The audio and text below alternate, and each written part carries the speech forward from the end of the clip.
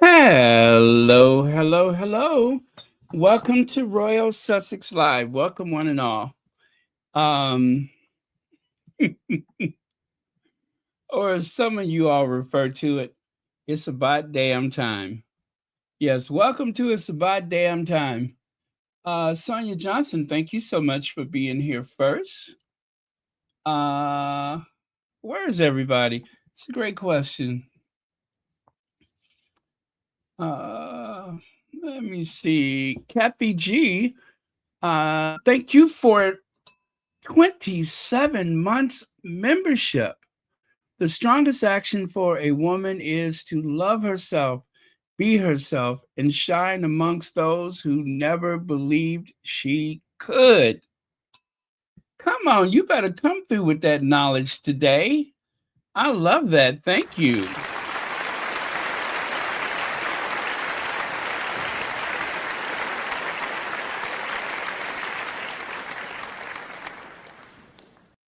All right. Okay, starting a day off. Oh, Connie Bomber. Hey, Connie Bomber. Thank you so much for being here. Thank you for being a friend. Travel down the road and back again. Your heart is true. You're a pal and a confidant. Thank you very much, Connie Bomber. Okay. Who said that? Oh, that was me, wasn't it? Okay, yeah. And I was right. It only took about another hour. Good evening from LA. Thank you so much for being here. Where it's only 9:38 p.m. Thank you so much. All right. Lydia Washington is here. Uh,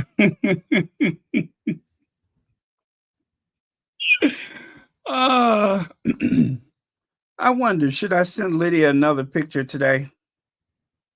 We had so much fun with that yesterday. Things that I can only share during one of our marathons when it's members only. Yeah, one of those occasions. Um,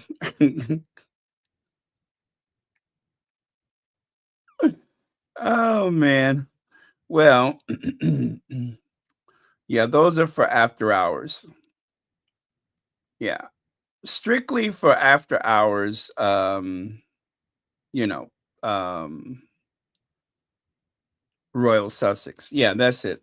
Strictly for the after hours Royal Sussex. Okay. Mm,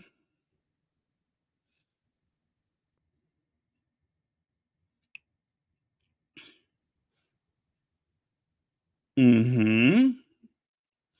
Okay, that works.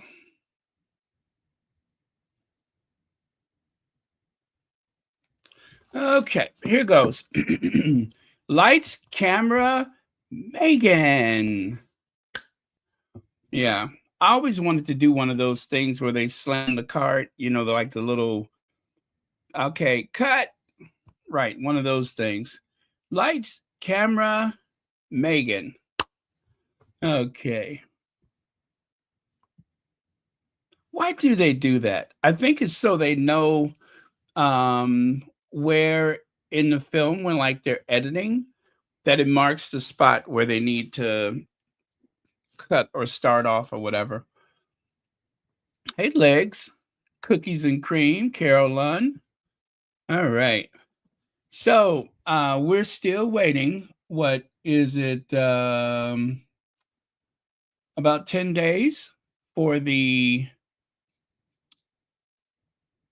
Archwell production of as no wait with love Megan as ever and with love Megan. Wait, does that change the name of the? No, it's still with love, right? Gosh, I'm a little confused. I do apologize for that. But I am a little confused with the name change, although I do love as ever. I think that is perfect. I no, I believe I truly believe that that is perfect. Outstanding. Okay. Get rid of that. Didn't need any of that. Not a lick of it. Or that or that. Just justice. Okay. And there we go. So remember, it is the 4th of March, right? Although one of the articles or magazines or whatever, oh, it's a clapboard. Thank you. Clapboard. It's called a movie clapboard. Thank you very much, Marshar. A clapboard. That is so cool.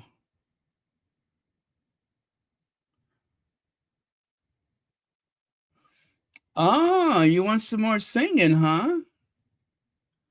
Let me see. I wonder if Baron and my squatty friends will sing me to sing again tonight. Last night was delightful. Really? My singing? Wow. Okay. I like that. Thank you very much. It's so rare that I ever hear that. Anyways, Sussex Soldier says, I'm not surprised. Meghan showed similar kindness to the Suits crew and the palace staff. Netflix crew reveals what it's like to work with Meghan Markle after surprise speech. Meghan had made everyone involved in filming feel welcome and even brought oh, did that cut off? Oh, I think that cut off. Wait a minute. Let me go find that so I can see what the rest of it said. I'm not surprised. Okay. Yeah, it does cut off there. That's proper. And the reason why is because Sussex Soldier put together some receipts, which you can see on the right side there. I'll share that with you. Here we go. So there's receipt number 1. Netflix. Okay, one more time. Netflix crew reveal what it is like to work with Meghan Markle after surprise speech. The Duchess of Sussex surprised the crew with her actions while working on her new show. A member of these are just selected parts of that article. A member of production told the I okay, I guess that's a magazine or something, how Meghan had made everyone involved in filming feel welcome and even brought them all a gift on the last day of filming. Very cool. A source close to the production said she even gave a speech on the last day of filming and graciously gifted our place pans and wooden spoons, gifted us or ours, gifted us place pans and wooden spoons for the entire crew and engraved them in her own handwriting. It's a tight knit group, and she made everyone feel welcome. So there you go.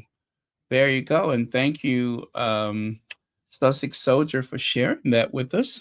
And then here it says, this is an article from 2019.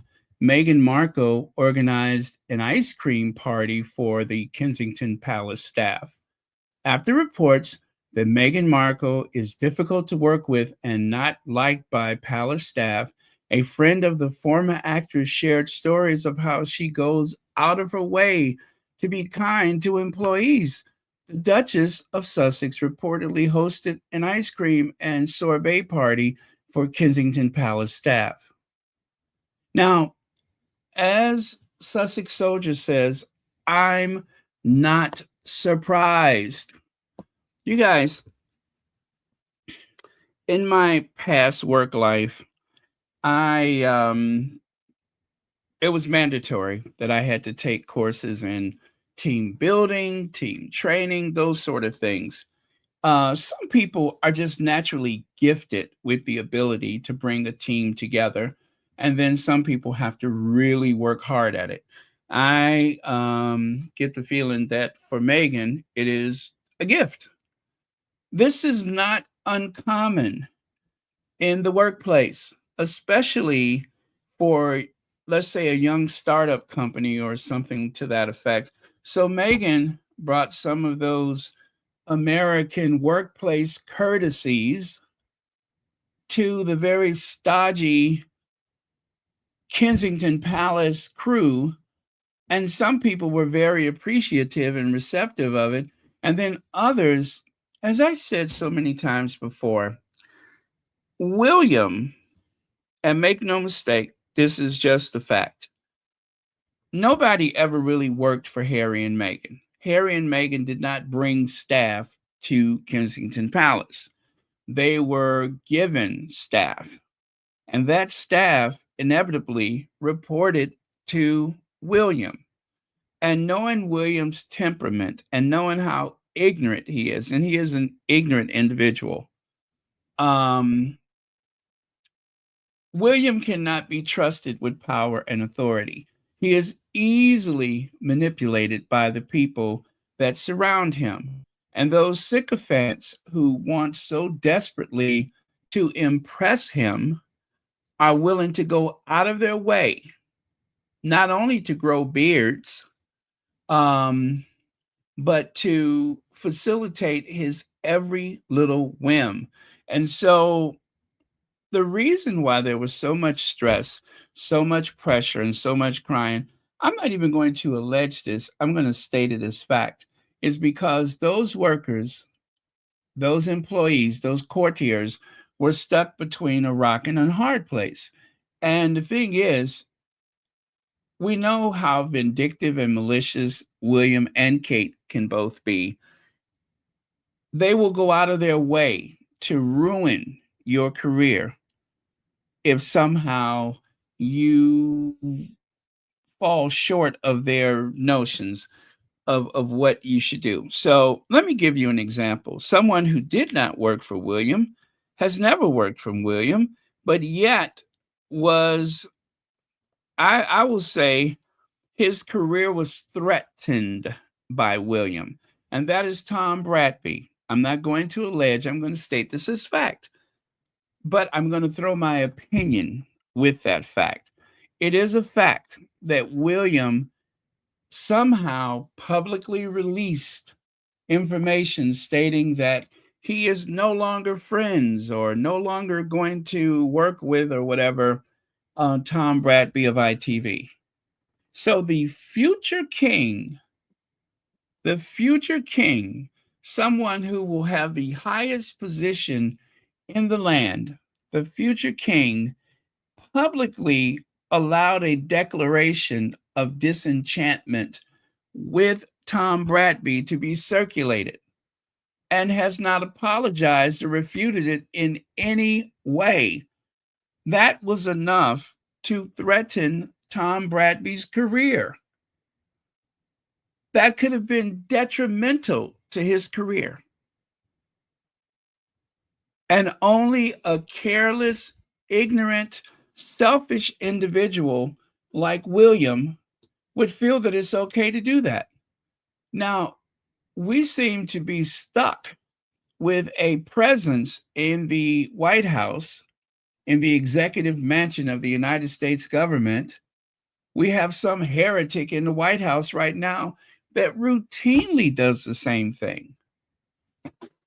Those types of actions can cause real life pain to people that are on the wrong side of their, anger or their disenchantment. It can have real life problems. You could lose your job. You can be confronted by members of the public. There's a lot of things that can go wrong. So I tell you, when you see people booing William, it's what he deserves. When you hear people shout, "Not my king," it's what he deserves. He's a bully, and so is his daddy. And so is Princess Afro Annie. And so is the Duke of York. That family is notorious for bullying staff. Prince Philip, Princess Margaret, another notorious bully. They're not nice people. But the thing is, the staff will not speak out against them. Oh, there's been accounts of their uh, actions and their horrific behavior in the occasional book here and there. But that's about the worst of it. The firm, it sounds like the mafia, and with good reason, because just like the mafia, you're not allowed to leave, right? And of course, if they choose to come after you, you won't find a lot of support because most people are afraid. And then in other respects, you could say that the firm is more like a cult. It operates and functions just like a cult. And those sycophants that call themselves journalists, they're no better. They're no better. They turn a blind eye to things routinely because it's to their advantage to help them bully and browbeat people. It's a big payoff. The payoff is access to writing books that nobody reads. And those books are enough to have someone refer to you as an expert. And that will get you magazine columns, newspaper columns, television appearances. And the big prize, maybe an opportunity to be hired by an American television network, like Victoria Arbiter, who lost her job because, of her behavior. For 300 pounds, she decided to witness something that she never actually had seen. And anyway, that cost her everything, including medical benefits and a 401k. She even lost her lashes. Unfortunately, she never lost that voice. She still has that horrible high pitched voice.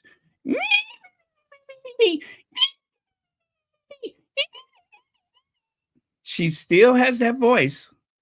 She hadn't lost that voice, which is unfortunate. Because if there's anything that I wish she'd given up, it would have been that horrible high pitched voice. So, anyway, it is no surprise that Meghan is a very good employer, that Meghan is all about team building, teamwork, the whole group effort. It's unfortunate that they have gotten away with this smear campaign, and they have gotten away with it. They have sown enough seeds of doubt, and there doesn't seem to be any type of shall we say, any type of action that has been taken against the people that have told these lies. It seemed like all they do is make more money. And as for Will and Kate, they have tried their best to muddy up the Sussexes so that people won't notice how insufferable and how awful they really are. Even though the Sussexes left that country, because of how popular the Sussexes are, because of the hard work that they do, they have to potentially spend the next God knows how many years being stalked by the British tabloid media. Because Will and Kate ain't going to get any better. As a matter of fact, they've only have gotten worse. They have gotten actually worse Isn't it a coincidence the moment that they're supposed to shine as the future king and queen, um, someone has cancer, the other one can't function because someone has cancer, and we have to be closer to our family because of the cancer. That's not the way it's done. That's not the way Philip and Lizzie worked.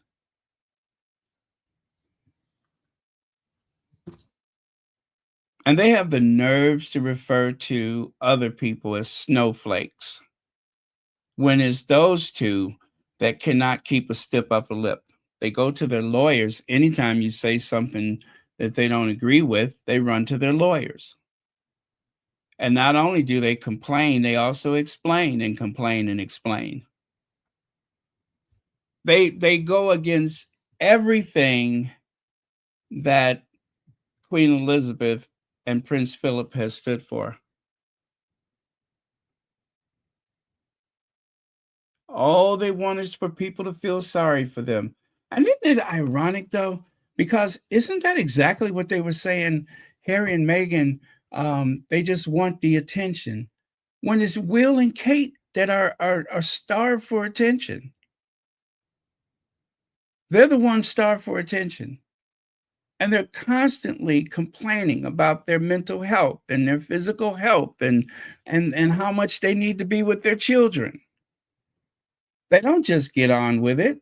They never have. They're full of excuses. They all they have is excuses, and they don't have any work to show for it. It was took William age 40 before he actually even has some type of monumental project that he's created in his name.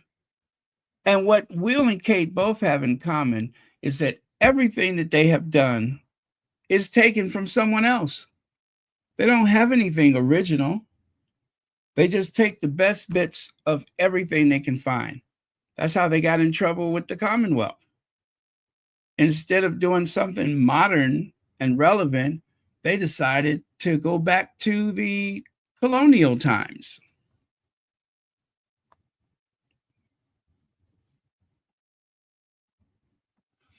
And then there's Afua, whatever her name is, Hagan. Meghan Markle's brand, as ever, faces identity crisis ahead of relaunch. Okay, her brand allegedly faced an identity crisis. The person who's wearing them big Shaka Khan wigs on television, the one wearing those big Shaka Khan wigs, I would think it is she who has an identity crisis. I know that she has a job to do. She's a reporter, right? And somebody's got to wear all those wigs.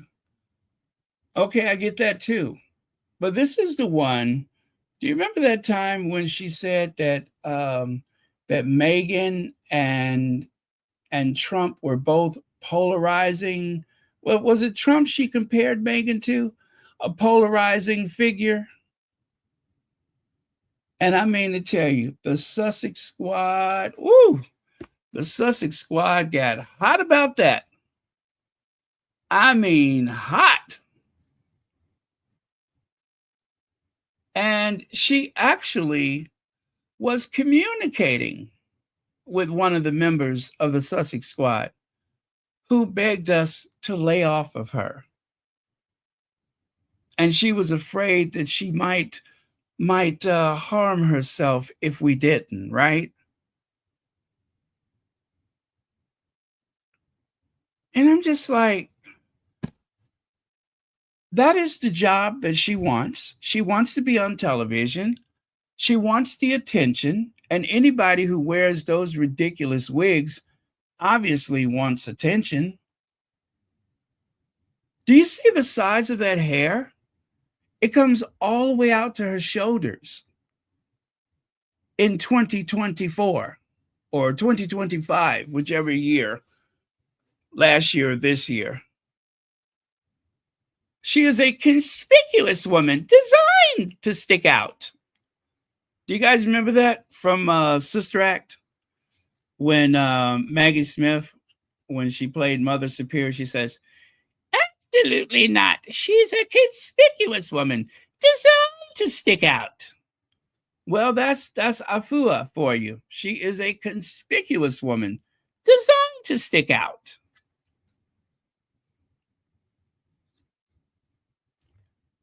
It wasn't the worst article that she's ever written. It's not the worst things that she's ever said, but it's just a matter of her hitching her wagon to the usual Meghan Markle story.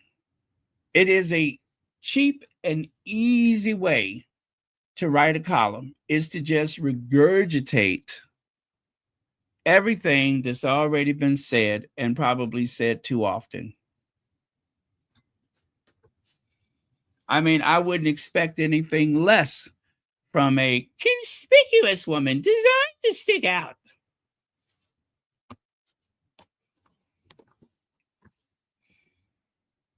You got to admit, it does kind of remind you of Whoopi Goldberg and Sister Act. Remember when Dolores Van Cartier first came to the oh gosh, what do they call it? The whatever the place the nuns live, the convent, and she had that big gigantic wig on. That's got to be hot. You know what I mean? That has got to be hot. But anyway, that's besides the point. But listen, you guys, she has a job to do. So I respect her for, her work. And, she wants to be in the media. She wants to be seen, obviously. And let's face it, it's easy to pay your rent talking about Meghan, right? Given the haters and the sycophants of the royal family, those people giving them just enough shade against Harry and Meghan, and you can get your bills paid. You can be on TV. You can buy big hair. So it's what they do. Hey, Soul Brother is here. What's that? Do you see those shoes taking all that load bearing weight?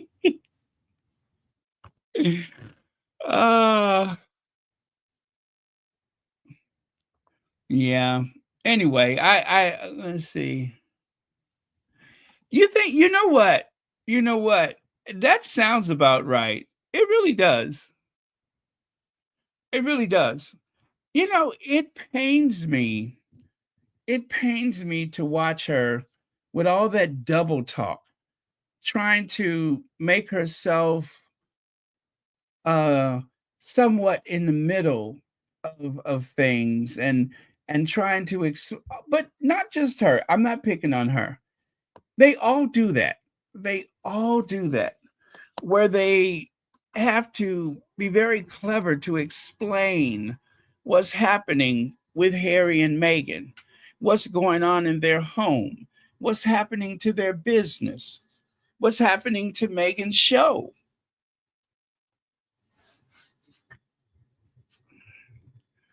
There's no way possible that they have any, and I mean any, inside information. They just don't. And I promise you, I'm so over it. I'm so over all of this so-called expertise and inside information and royal experts. So, but I tell you what, I saw The Wiz back in the 1970s. What was it, 1978 that movie came out, The Wiz? And I remember Mabel King, who played Eveline, the Wicked Witch of the West, ever means even uglier sister.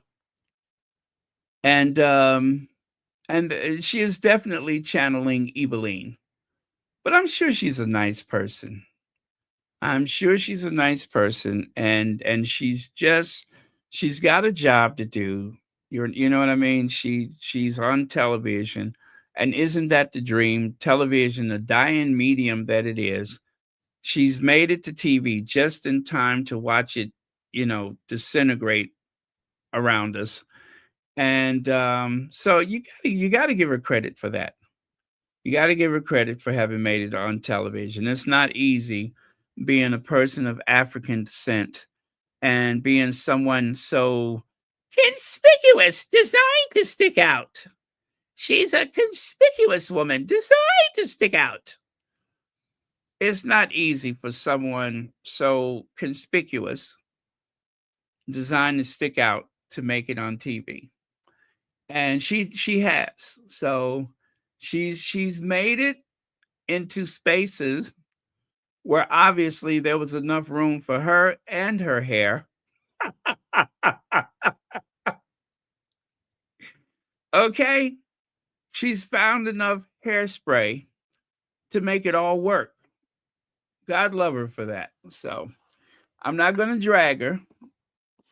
I'm not gonna drag her. She's got a job to do. And thanks to Chat GBT, she'll be doing it for a long time. Let me see. They have given up all pretense that they have inside knowledge of Harry and Meghan's life. They just make it up as they go. How are these experts talking about two people that only spent 18 months together in the UK? Here, here. Thank you, Legs. That is a excellent observation. How do they do it? They just do. They just do. I mean, could you imagine how much courage it takes to wake up in the morning and put on such festive colors, right? And not only that, but to step out of your flat and then to try to put you and all that hair into the back of an Uber or a taxi to go to work. That takes courage, but yet she does it. That takes a lot of courage. So I give her points for that. I give her points for that. Just because it seems like there's a solar eclipse or lunar eclipse every time.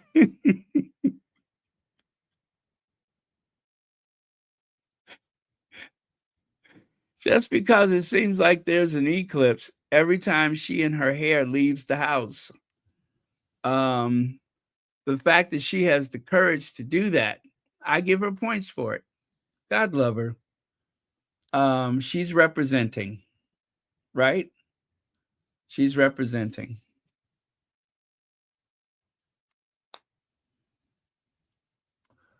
Let's see. Ulibi says, I was about to say that those wigs have been experienced the journey back from here. Oh.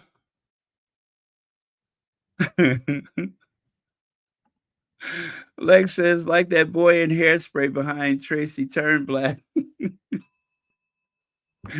Legs, don't make me laugh. You know, I just took a diet pill and I got ironing to do.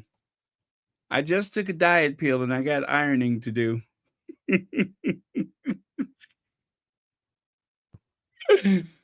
Oh, that is a whole nother thing. I love the original Hairspray movie.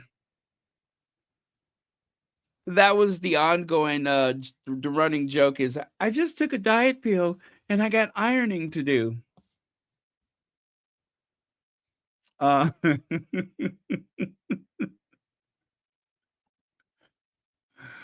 uh, okay, okay. Anyway, she's got a job to do, so let her do her job. Lazy, lazy, lazy, lazy. It is, you know, it's amazing how that cartoonist literally captured the essence of William. Kate, her face is too symmetrical, right? Because the real Kate, she has that wonky looking eye thing going on. But it's amazing, William. That is William. That is William. So, oh goodness, I won't be able to see that so well. Hold on a second. Let me try to make that bigger so I can actually see it. Someone who I absolutely adore, that I think is a true hero. That, of course, is Graham Smith. Graham Smith loves to troll the royal family. And right here, you can see he says, I think I should start at the bottom and work my way up, right? Which is a point. As a ferocious campaigner for a republic that you will legitimately make, I raised the point about duty versus family and whether or not he made the right choice last Sunday when such a big event was happening at an organization for which he is president. Now, that was Chris Shipp with a P, not a T. Graham Smith says, what work? He's barely done anything since January. And no, not like anyone else, not at all. He has precious few responsibilities and aren't looked after by that aren't looked after by staff. And the point, BAFTA is wait a minute, and the point is BAFTA is, wait, what is the re? Anyway, BAFTA's is that he could have taken the holiday anytime. Exactly. William could have gone on holiday anytime, but he dismisses BAFTA. And you guys, let me remind you, this was very last minute. They did not announce anyone in the family as a replacement to attend the BAFTA. He decided he wasn't going, and that was that. Within days of the BAFTA, William just said, I won't be there. Didn't say anything about taking a vacation to the Isle of Mystique. And so Chris Shipp says, because he does have to balance work and, oh, Chris Shipp, seriously? He does have to balance work and private life like anyone else and find where to draw the line. The question here is whether he should have put the annual BAFTA award duties before his holiday. Well, okay. He lost me with he has to balance work and private life. There's nothing but balance when you have a staff of 62 people. You have a staff of 62 or more people. And as Graham Smith says, there's very few responsibilities that aren't looked after by staff. All he has to do is dress up and show up. And of course, Chris Shipp, with no one can blame Prince and Princess of Wales for choosing a Caribbean island rather than a chilly red carpet at the Royal Festival Hall. Should William have put his BAFTA award duties before his beach holiday? No one can blame him. The reason why no one can blame him is because there is a concerted effort by the tabloid media to downplay the fact that William is totally and utterly irresponsible. And also, they are never going to really tell that story, not the way they should, because as they say he won't be there, as they say he's on holiday, they're going to speak about Kate's maybe or maybe not cancer, her pre or maybe not pre-cancerous cells, her remission or not, you know what I'm saying? It changes by the day. They're going to bring that up so that they can beat the drums of sympathy. And Graham Smith says, can't we? He decided to go on a luxury holiday rather than do one brief engagement for something he's patron of. Given we pay him £23 million a year, we can absolutely blame him. Thank you, Graham Smith. Yeah, we can blame him. You guys, I am going to build a shrine to Graham Smith. I am. I'm going to build a shrine to him. What happened to we pay, you pose? Recollections. Exactly. Now, what they're referring to is the way that they callously said that Harry and Meghan, we pay, you pose. That you don't have the right to not be available when we want you to be available. And that is exact. They had this very demanding tone with the Sussexes and is hands off with those two lazy grifters, Will and Kate. The lazy grift that they have been on before they even met each other, let alone after they were married, it continues. Should Prince William have attended BAFTA Awards as its president rather than go on holiday? What's all the fuss about? Meghan's big rebrand, even in a small town on Spanish Island. Two topics on why are you trying to conflate? Why are you trying to compare? Why are you trying to pull Meghan's rebrand into how does that fit? Now, apparently, he did some podcasts.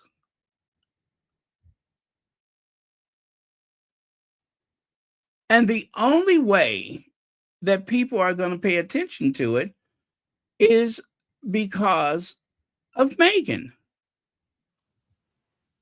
Oh, you guys, they make it feel like you got a big rubber band around your head. It just sometimes you feel that weird pressure. It's the mental gymnastics, the wordplay, the wordsmithing that really gets my goat. It's almost as though you can't believe that it was said, let alone that they may actually be serious. And I guess what frustrates me about Chris Shipp is he knows better. You know he knows better. But he had, just like that woolly mammoth of a reporter, Afua, he has a job to do. He has a job to do. And he has to strike a balance. And that it really tests our patience and plays with our intelligence. That is, the cost of doing business. That is seriously the cost of doing business. Patricia Smith says his whole life is a holiday while the rest of us have to work, actual work, not cutting ribbons or waving. Thank you very much, Patricia Smith. Point well taken. Just like Jamaica, I don't think BAFTA wanted him there. Wait. And what about when the Lionesses, remember they were in Australia and William, the head or president or whatever of what was it? The football association or whatever, he couldn't be bothered. Will and Kate have a long tradition of chasing after male athletes, whether it's tennis or rugby or football, whatever it is, they have a long tradition of chasing after the men. But if it's a women's championship, if there's a women's game, they cannot be bothered. Kate will show up for the men's Wimbledon, but not the women. She's never there for the women. Especially that year where it appeared that she was flirting with the wife of what's his name? Allegedly flirting with him. They even had to change the headline of the newspaper or the online paper. They had to change the headline where it alluded to the fact that Kate was openly flirting and his wife was sulking. And then they changed it like within 30 minutes. I know what I saw. I know I saw it because I saved the screenshot. I saved the screenshot. I know what I saw. And Kate had all the energy in the world to go to that game and any other one. Even after what was supposed to have been cancer, she still has enough steam to go to the game and even embarrassed her sister by trying to introduce her to one of her favorite players. I mean, you know what I'm saying? She has a thing for tennis players. Make no mistake. She has a thing for tennis players. And she makes sure that she shows up for those.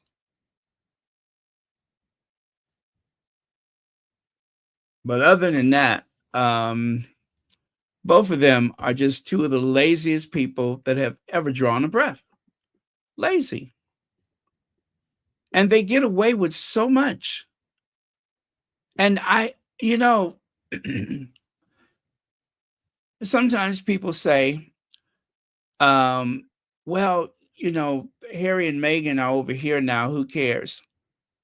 But they keep holding their feet down to over there by inserting them into stories that really, in some cases, have nothing to do with them, just so that they can make those other two shine. That is so unfair.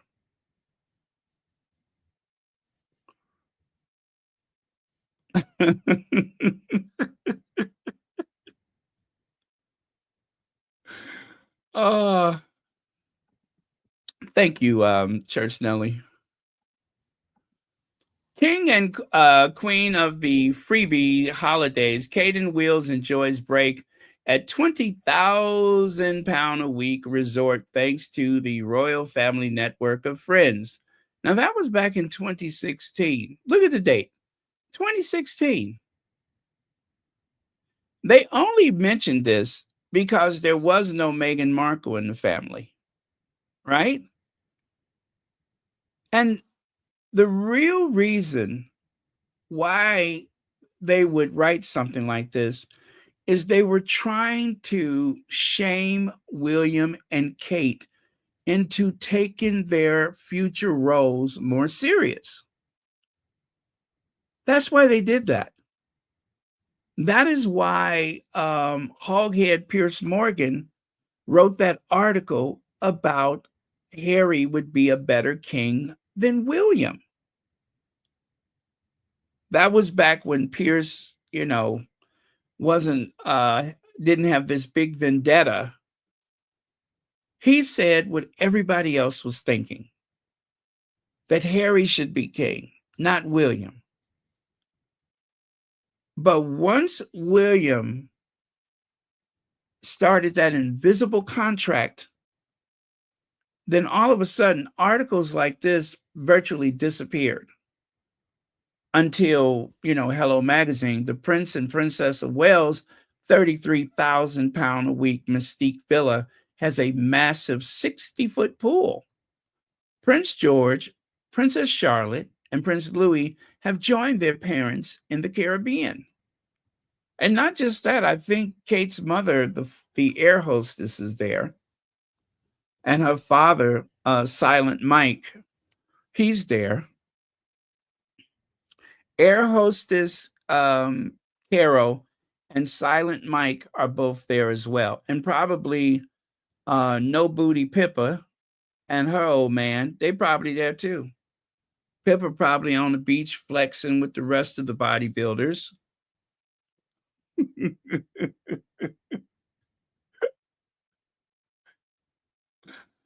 Anyway, all I'm saying is I'm surprised that that article actually has seen the light of day. Seriously, because that's something that they usually they don't do that.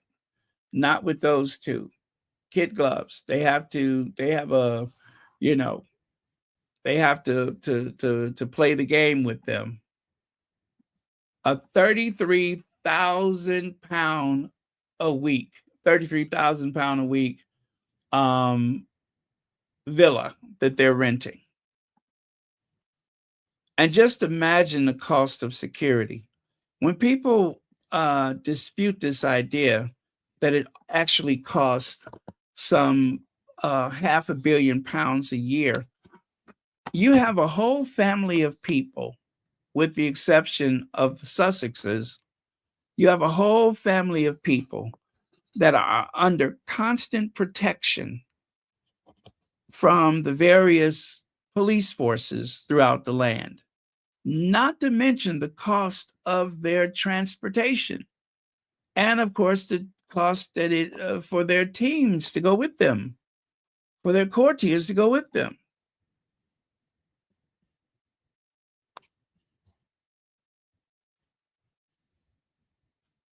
Here's another one. When did this article come out? Oh yeah, this is the article, isn't it? The jet-setting Wells family will return from their February half-term break in the Caribbean immediately. Traveled, they have to come back for the Commonwealth Day, right? They have to come back in time to get booed by the Republic people. Prince William and Princess Kate, or as I like to say, Kate Middleton, have spent quality time away from the spotlight on a private island of mystique with their kids, George, Charlotte, and Louis, Kate's parents, Carol and Michael Middleton.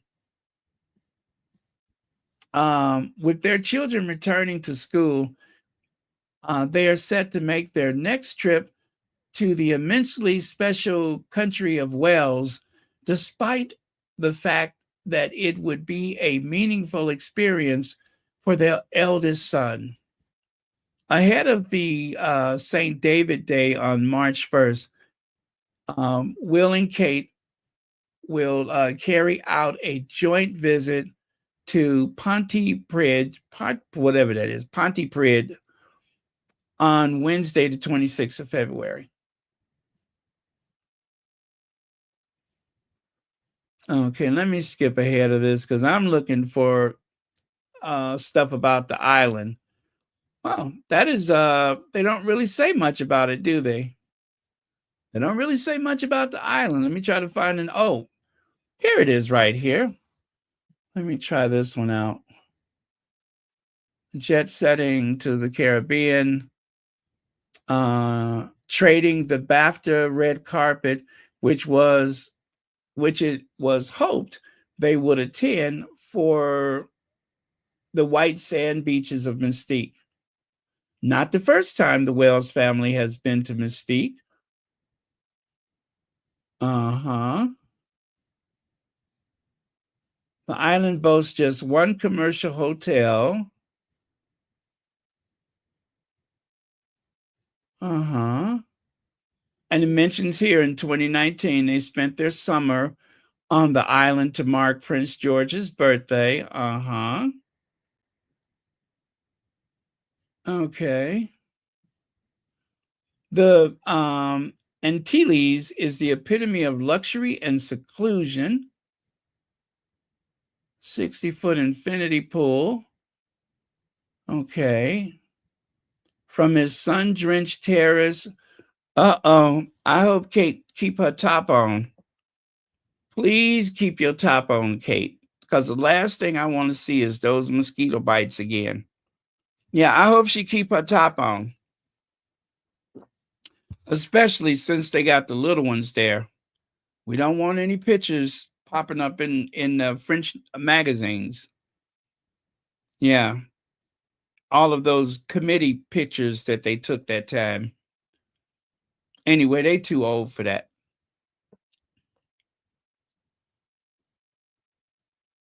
Okay.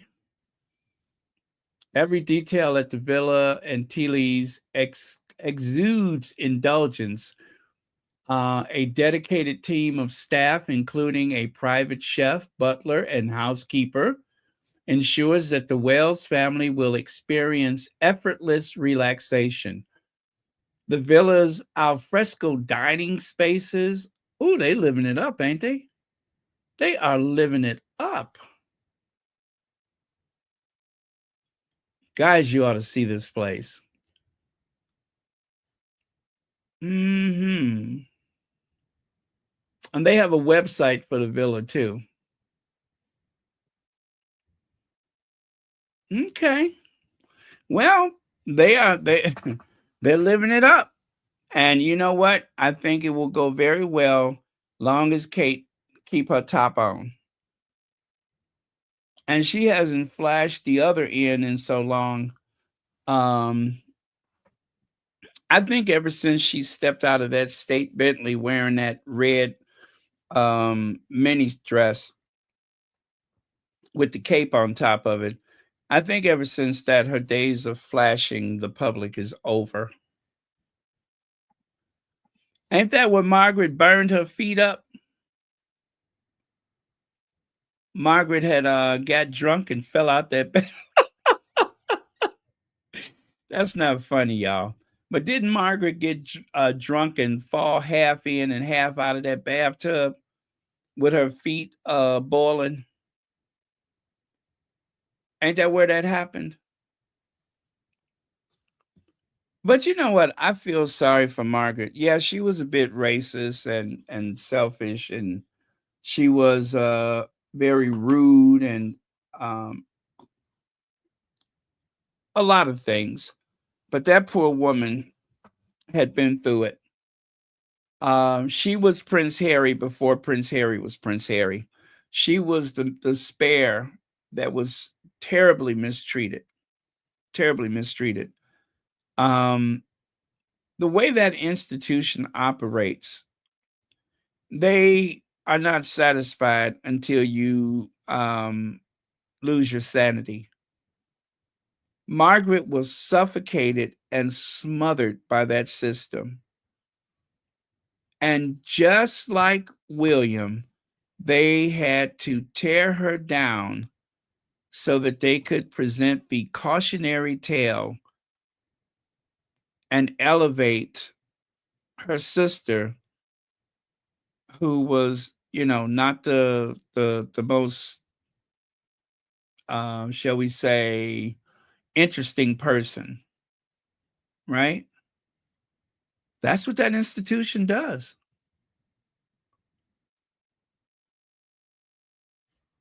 What's that? She had kids. She had grown. She has grown from mosquito. Oh, you're talking about Kate with those little flapjacks, those empty billfolds. Yeah. Yeah, I guess she's probably better off than what she was then. The stunning island William and Kate love with no traffic lights and the 1 point, what is that? 1.2, what is that? 1,200 pounds a night room? The island with no security fences or private beaches has been a favorite for the rich and famous for years, and it's also been a hotspot for royals. Do tell. Anyway, the slumlord is over there having a good time while his tenants are still trying to clean up their dank, moldy apartments with the um, window panes leaking all the heat and all the damp and the disrepair and such, all of the amenities that are so outdated. I mean, Will and Kate are in some beautiful resort while the tenants in Cornwall and the Duchy of Lancaster are suffering through the harshness of winter, and soon it's going to be spring with even more damp and more cold. It's really too bad. They could have spent some of that money on those tenants. Yep, the slumlord billionaire. Who wants to be a slumlord billionaire? But par for the course, Princess Kate and Prince William slammed as lazy for the lack of 2023 engagements. A royal commentator has branded Princess Kate and Prince William lazy as it's revealed they did fewer than 300 engagements than Princess Anne in 2023. And that's them combined, 300 fewer.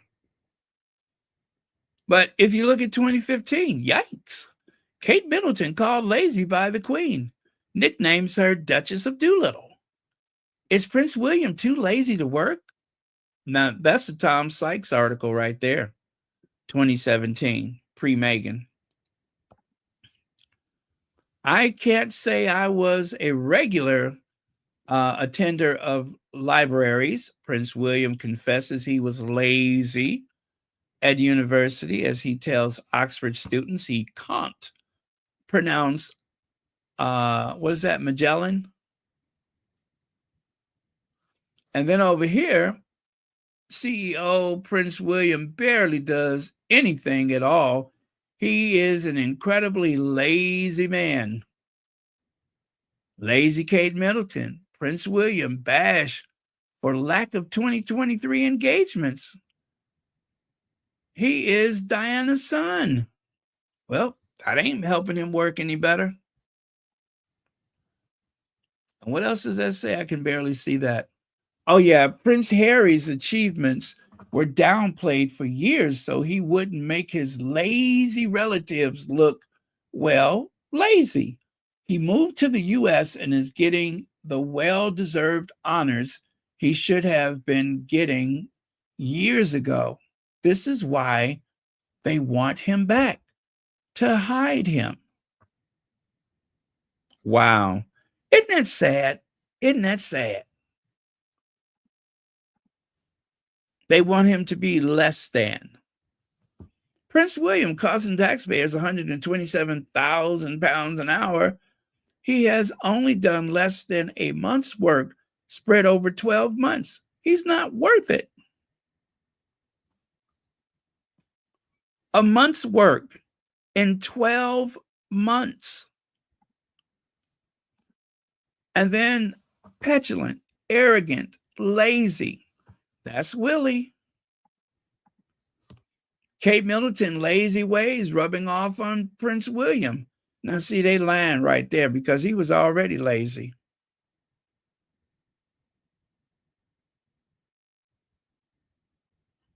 And of course, it wouldn't be Kate if she didn't flash people.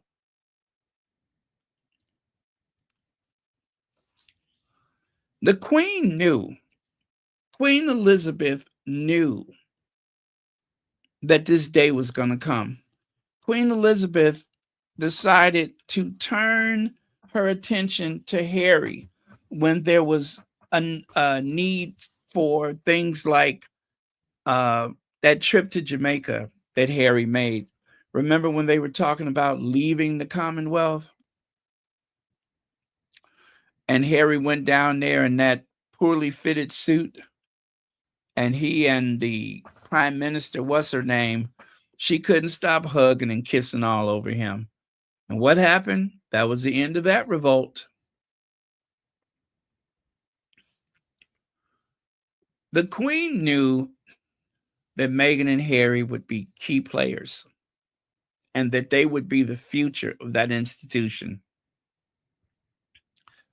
Unfortunately, so did Charles and so did William. So they made sure they pumped the brakes on that one to make sure that they were not going to be embarrassed and outshined by the Sussexes.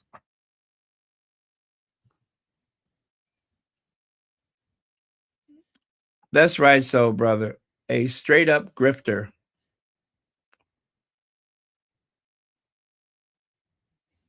Heather Stroud, I agree. No, actually, I think is George. I think by the time Willie embarrasses that institution, and I don't see George being king, because they're going to go Charles, William, George. Men do not do so well on the throne. They just don't. Not the English throne. I believe that there's going to be a push by the time it gets to George. There's going to be such an outcry to get um, Charlotte on that throne. I really do believe that, because Charlotte has the best temperament. And that's not to say that there's anything wrong with the other siblings, but I just think that she has the strength of her character is quite obvious now. And it's not to say that the other two couldn't do a good job, but I just don't think that there will be an appetite. I don't think there's going to be an appetite. And that's not to say that George will do anything wrong, but the more successful era of royals in that family, the more successful eras has been Queen Elizabeth the first and the second, and of course Victoria. And so it just makes sense that they, by the time they get to that point, it's going to be so much of a problem from William that people are going to be like, what about Charlotte? That's just my opinion. My view, my opinion. I think that they are going to be itching for Charlotte. And also, I'm going to tell you another reason why I think it would be to their advantage to have Charlotte. There will be a Queen of Spain. There will be a Queen of what is it? Norway, or is it Sweden? Victoria of Sweden, right? So that's Spain, Sweden, and is there another? Oh, and the Netherlands. The Netherlands. So the Netherlands, Sweden, and Spain. There is going to be a sisterhood of queens. And Queen Willie, Queen Wilma, by the time she's done, Queen Wilma, by the time she's done hosting all of her beard parties and stuff, I just think that there's going to be an appetite.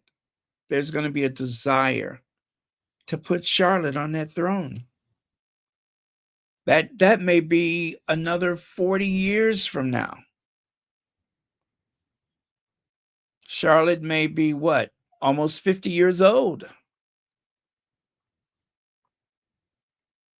It depends. It depends. Who knows how long William will be around? William may actually have to have a regent, because he'll probably lose his mind long before, he transitions. So, again, just my opinion. Anything could happen. Hail Queen Charlotte.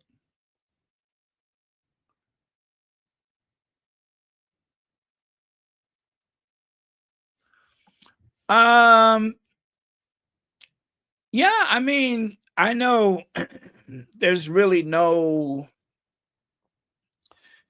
it's not up to public opinion. I mean, I'm not naive about that, but I'm just saying, I think somehow the universe is going to put Charlotte on that throne. Charlotte is going to be queen. I think the universe, however the universe does it, Charlotte is going to be queen. So, um, I'm not wishing anything bad on anybody. And I'm not saying that is, possible 100%, but I just got a feeling that Charlotte is going to be queen. Whether her brother steps back, step away, step down, or something, Charlotte is going to be queen. It is going to be very clear. And maybe by that time, George will just say, hey, I don't want it. I don't want to be the next King George.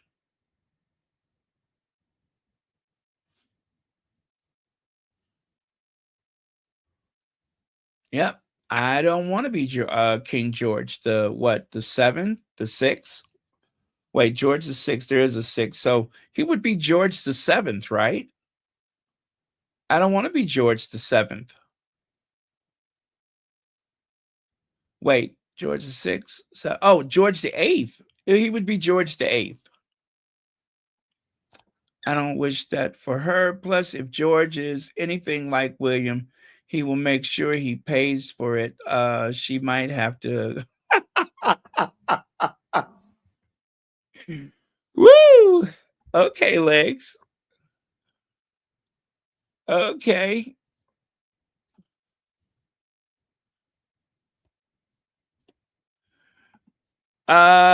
Myra, I'm picking up what you're putting down, and I think that may cause a constitutional crisis or something. Who knows? Who knows? I just feel like we're getting signals ahead of time. George is not going to the military, right? There's a whole lot of exceptions they're making for George. There's a whole lot of exceptions they're making for George. So read into that what you will.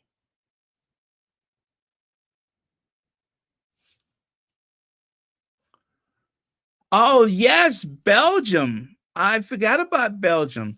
So Belgium, Spain, Sweden, Norway, and the Netherlands. There are going to be 5 queens. 5 queens. You guys, don't ask me how this is going to happen. Don't ask me how this is going to happen. But I'm telling you, Charlotte is going to be queen. Charlotte is going to be queen.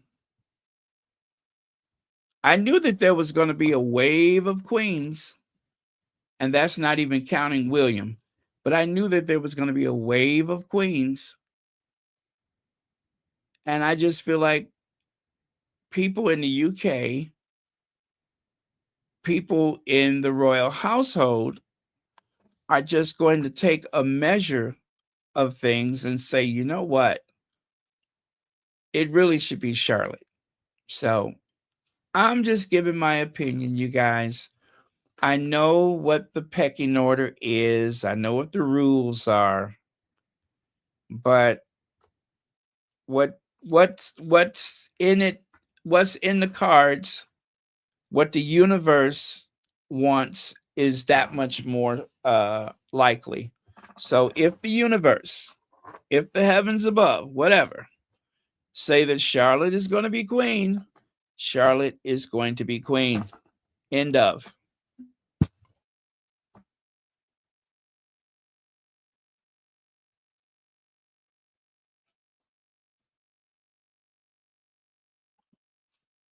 Let's see.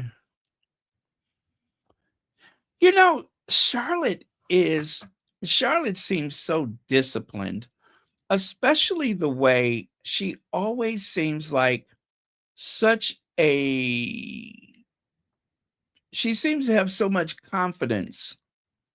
I mean, she's just a little kid. She's a girl. Let's not a little girl. Let's not put that on her now. But I'm just saying, by all outward appearances, she just seems to exude a certain level of confidence. Right? And that's what I see. And if they decide in the future, because listen, anything can happen in the future. If they decide in the future, we have to do something unconventional, Charlotte will be queen. No slight against any of those other ones, but Charlotte will be queen.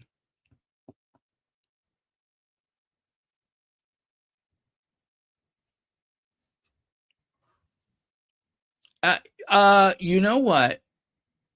You know what? Heather Stroud, the choice of a strong monarchy or a republic. And I think that's what it's going to come down to. I think that's what it's going to come down to is that for the sake of the monarchy, to avoid a republic, they're going to have to play to their strengths. And I see a certain level of strength in Charlotte.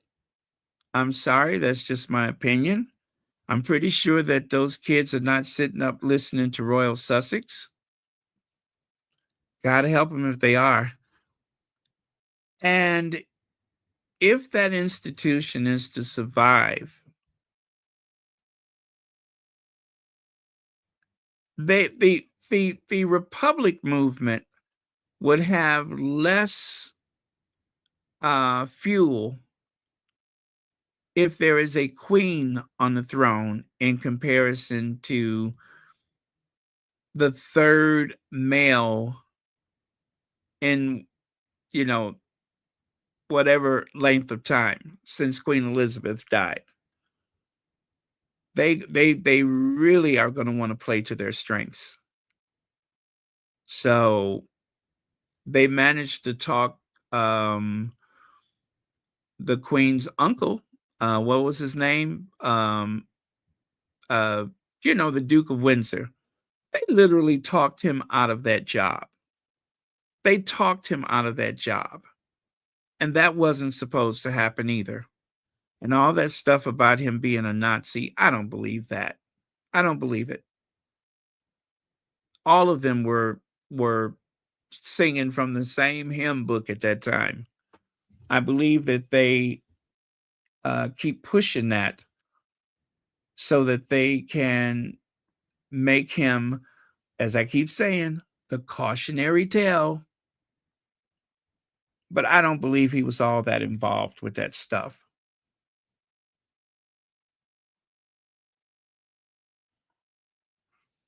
Reba Henderson says Willie is mystic pulled pork barbecue pulled pork sandwiches. There you go. Yes, she does. She absolutely does. It's in the eyes.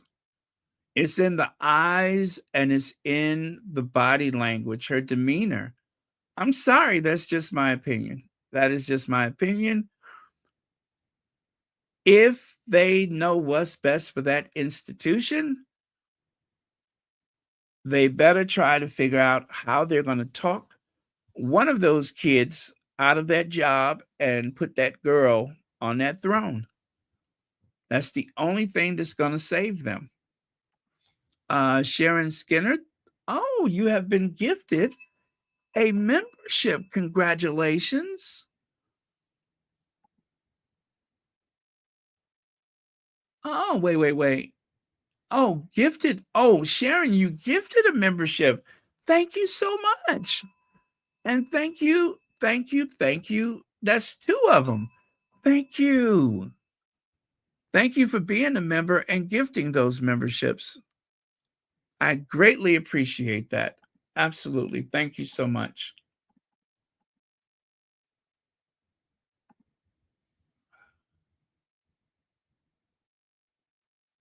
Let me see. You could receive a 1-month membership to the channel if you interact with, including, you can still receive a gift from the channel.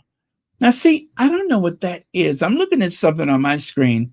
I don't know if you all see the same thing. Okay, so I better leave that alone. Okay. I don't know what I'm messing with here. I don't know what I'm messing with, so I'm going to leave that alone.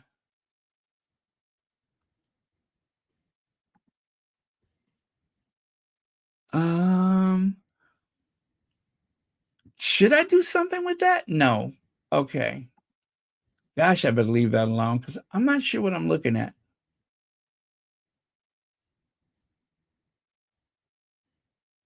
And I would say that's so unlike me, but no, that is me. I'm not exactly sure.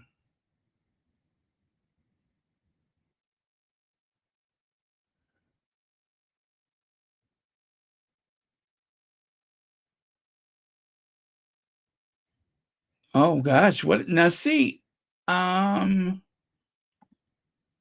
pick a goal. Huh.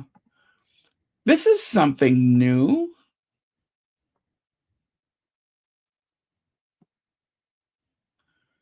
Oh, okay, okay. This is something new. All right, I'm gonna try this. Um, set timer. Okay. Share how you'll celebrate. Um, get naked. Okay, I'm gonna get naked to celebrate. And start go. Now, do you all see something on the screen yet? Okay, it says start go. Oh, maybe I can't say naked. Okay. Okay, I'll just say sing.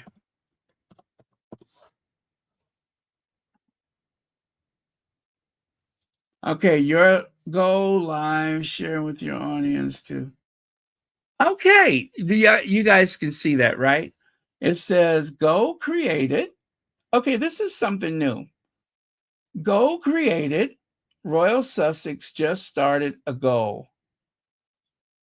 And so in 30 minutes, um, if I get 10 super chats, then I think I have to sing. At least I think so. I tell you what, I'll make it even better. If I get 10 super chats, I won't sing.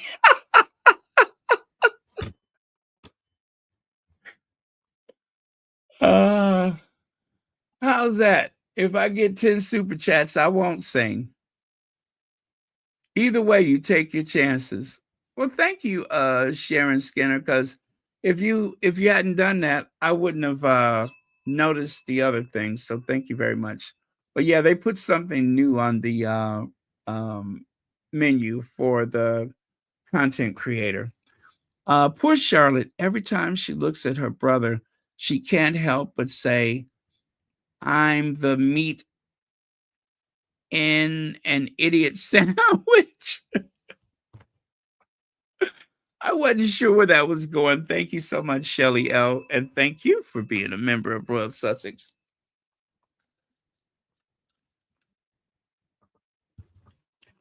Okay. Uh, Camilla Parker Bowles, a lazy woman like Kate Middleton, avoids work, source claims.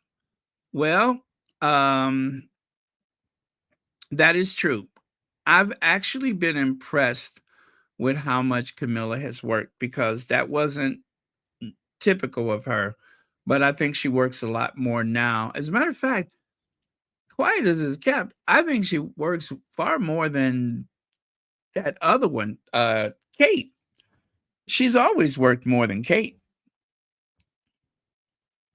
I mean, anybody who's managed to break up another woman's family and then take over her life essentially, take her dressmaker, her hairstylist, um, one of her sons, right, her husband. Anybody who's managed to do that obviously is no stranger to hard work, whether horizontal or vertical. She's working, mostly horizontal, I would imagine. Lex says, I want the Blues Brothers song. Love that movie. Thank you so much, Legs, for the super chat. The Blues Brothers song. Which song is that one? The Blues Brothers song. Um, because I remember the movie, and I know they sang "Stand by Your Man." Give him to nope. Okay, it couldn't be that one. Ba, ba, ba, ba. Ba, da, da, da, da, ba, ba, ba. Or is it I'm a soul man? I'm a soul man. Anyway, I love that movie, The Blues Brothers.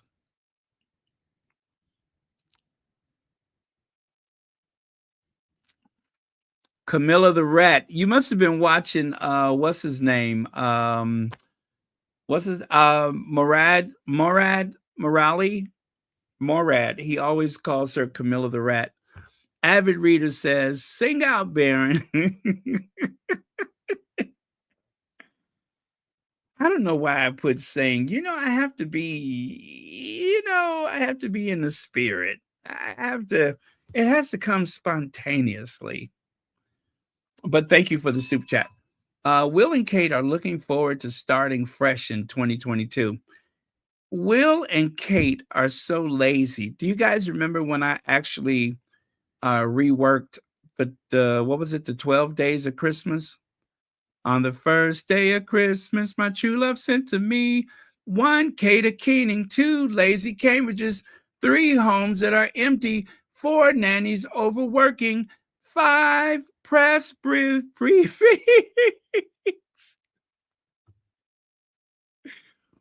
They're so lazy. I actually reworked the 12 days of Christmas. Let's see, Sharon Skinner. I don't know if the second one went through.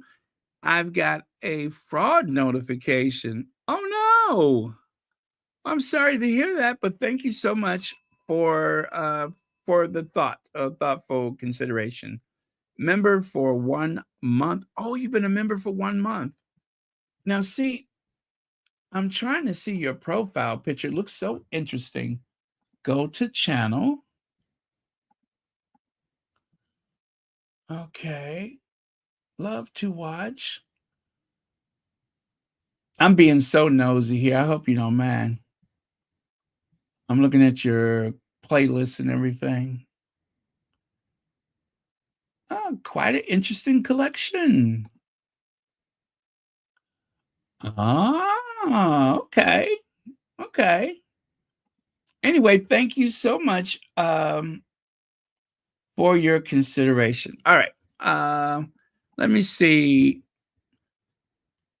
Okay, Resistor says, I appreciate a person who sings like me. I use my talents to wake up what is that? Students in math class. Thank you so much for OK Resistor, for that OK Resistor. I appreciate it. Yeah, I have to use my talents wisely because there has been mention of some pets running under beds and hiding behind curtains and such while Royal Sussex is on. Let's see, that movie was iconic. I love Ray Charles and Aretha the most, but the church scene, uh, gosh, what was that song that they sang in church? Well, I guess I can figure that out if I just go and take a look.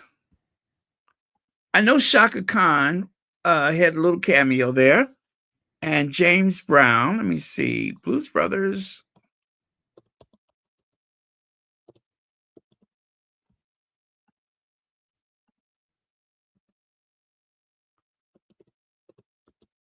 They were on a mission for God. I remember that.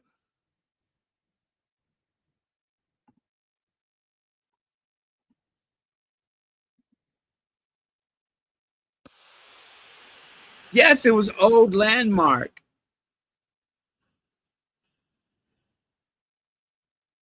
Oh, I'm hey. I love the way they were like dancing and doing all those acrobatic moves in the church. That definitely was a bit exaggerated, but it when you go to a church like that, it just seems like that's what everybody's doing. I mean, especially that remember the one character that was doing those big flips in the air? That was a good movie.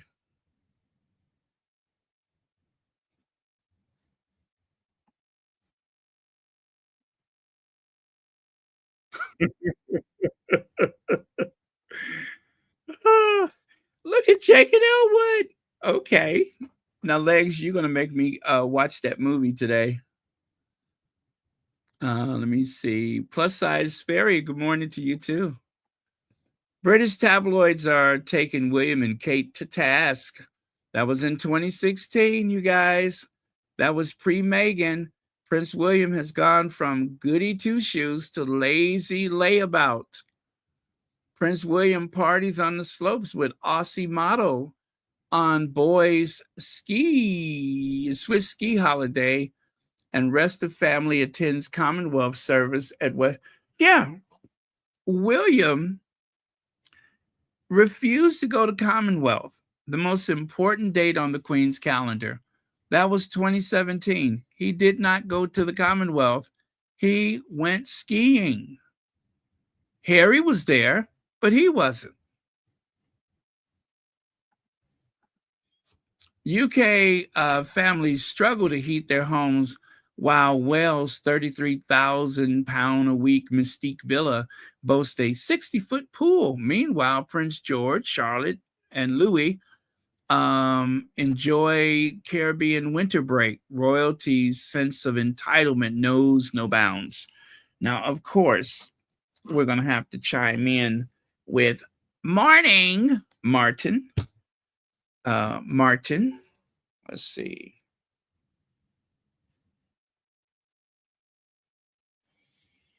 Where is Brother Martin?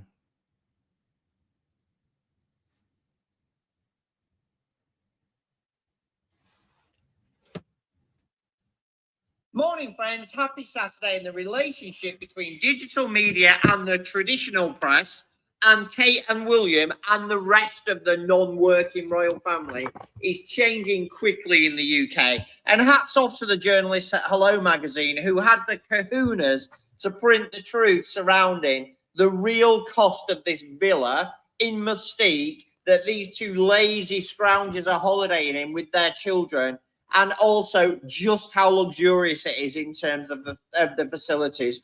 This holiday, not sure whether they needed it, but this holiday for Kate and William is going to cost the British taxpayer hundreds of thousands of pounds. By the time you include private flight security, all the rest of the shenanigans, literally hundreds of thousands of pounds. And that money could be used for much better things. As we've discussed on this channel, we have literally 3 million people in the UK suffering with cancer. We have tens of millions of children that live below the poverty line.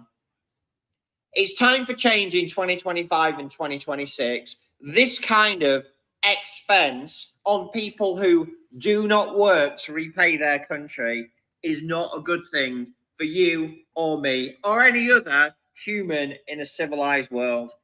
As ever, comments are open, guys. Let me know what you think. Morning, friends. Happy Saturday in the relate. Okay. Thank you, Martin, for telling it like it is. Or as they say, telling it like it is.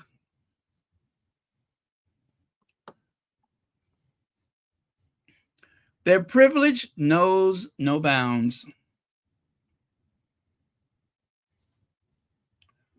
Okay.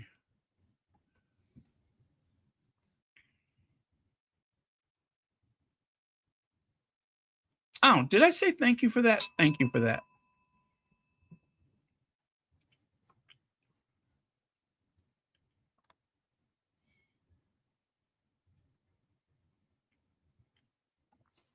Let's see.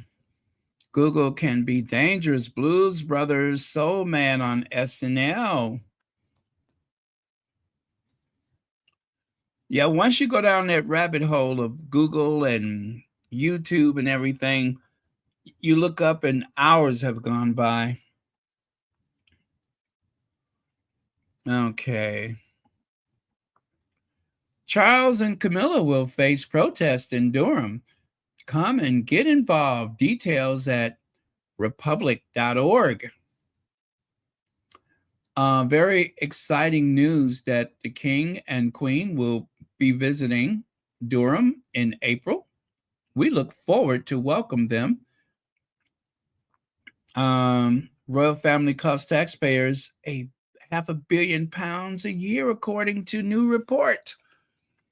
So, well, that's going to give me something to look forward to. When are they going to Durham? Or has that already happened? Either way, should be fun. Let's see. King and Prince William estate making millions from charities and public service. Oh, yeah, that was from September. What? No, November. I just threw that in there to be shady.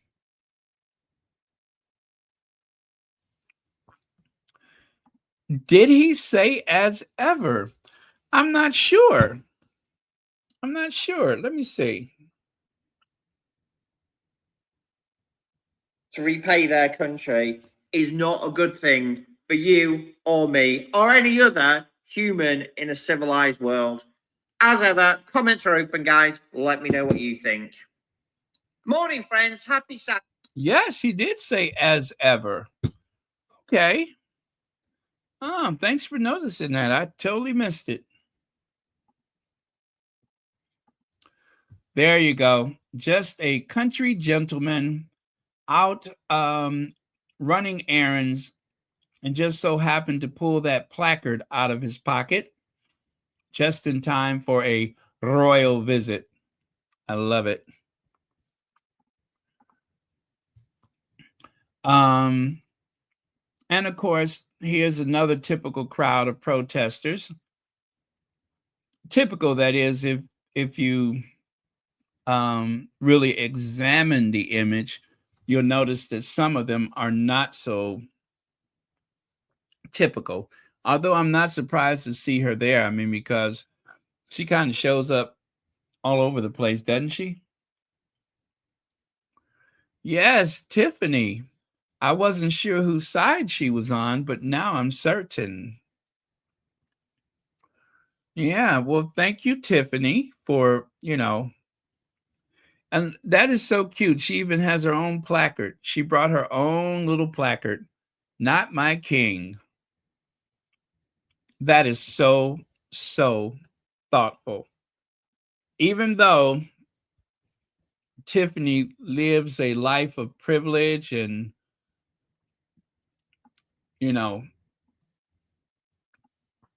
all of the other things that she enjoys in life, she is thinking about other people.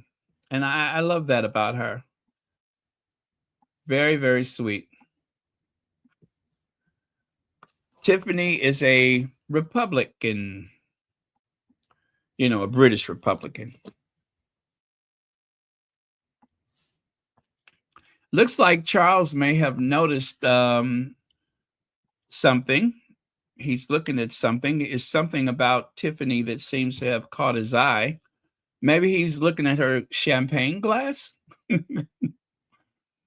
Yeah, that's it. He's looking at her champagne glass. Charles could not help but notice that fine Baccarat Waterford or whatever kind of crystal that is. Yeah, he's noticing her crystal, champagne flute. Oh God, Camilla. Oh, Camilla. Okay. Now, King Charles has invited people who are lonely or struggling to heat their homes to one of his many houses for the afternoon instead of PR events for the cameras. How about the king pays the taxes everybody else has to pay? In other words, his businesses are exempt from corporation tax. What is that all about?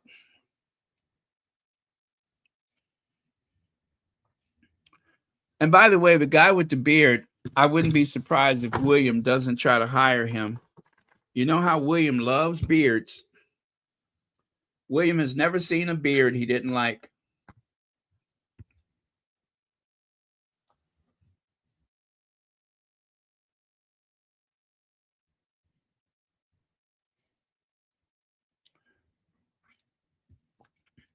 Oh, wait a minute. Did she pass away? Gwen McCrae? Hold on a second. Did she pass away? Gwen McCrae? Let me see. Oh, she did pass away yesterday. R&B singer Gwen McCrae passed away.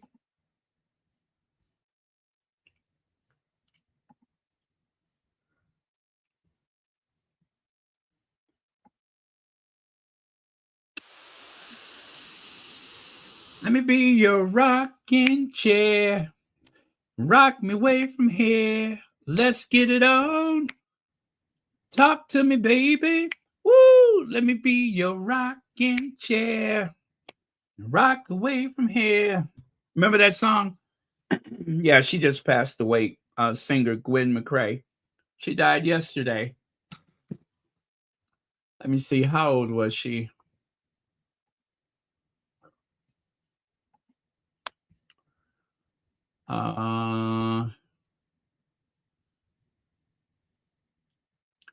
Yeah, that was her big hit song, was Rockin' Chair. I remember that song.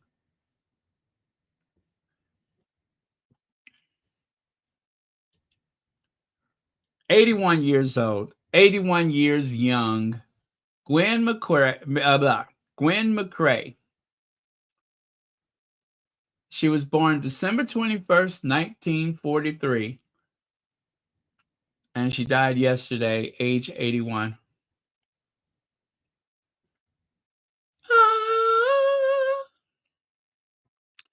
Let's get it on. Woo! Talk to me, baby. Let me be your rocking chair. Rock away from me. Let me see. Oh, she hadn't worked for quite some time.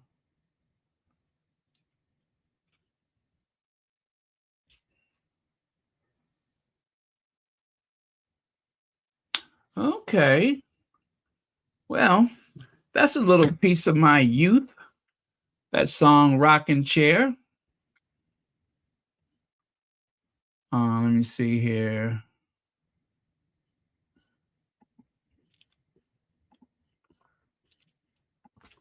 Miss D. Bernard became a YouTube member. Thank you so much for that. And thank you for supporting Royal Sussex. Greatly appreciate it. Now this song's going to be stuck in my head. So I was going to play this soundbite for you guys. That's what I was doing before I noticed the news.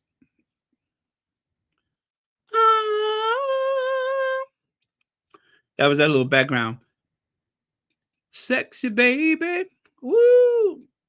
Good love and honey.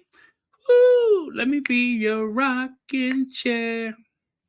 Rock me away from here. Okay. Oh, that song is going to be stuck in my head.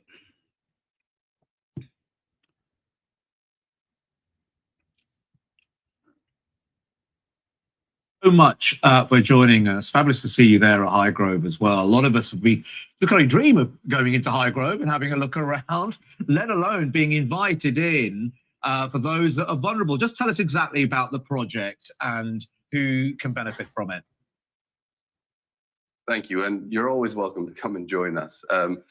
Like you heard in the piece, this is all about us opening the space here, sort of without really any questions asked. It's just a nice, comfortable afternoon to come and join us as one of our guests. And what we're hoping to do through that is offer a helping hand to people, whether it's because they're feeling lonely and they want to find someone to talk to, whether it's because they're struggling to heat their home, or whether because they might want to come and join us to be the person, to be that helping hand at the table with someone else. Like I said, it's just a no questions asked, open up, come and enjoy our hospitality, and hopefully some good coming out of that at the end of the day. Constantine, thank you so much for joining us. Fabulous to see you there at Highgrove as well. A lot of us we just kind of dream of going into Highgrove. All right. So I guess his name is Constantine. Constantine is letting the public know that you can come to Highgrove and warm up. Anybody who's struggling with their heat, you're struggling to pay your heat, your gas or oil or whatever heat you have, you can come to Highgrove and just hang out. That is a way to keep warm and look at Charles' house and see the little watercolors and such. Yeah, they have a cafe there, I think, right? Do they have a cafe for visitors? Well, I hear that the gardens at Highgrove are amazing. But isn't that nice? Isn't that nice? You can just come to Highgrove and hang out.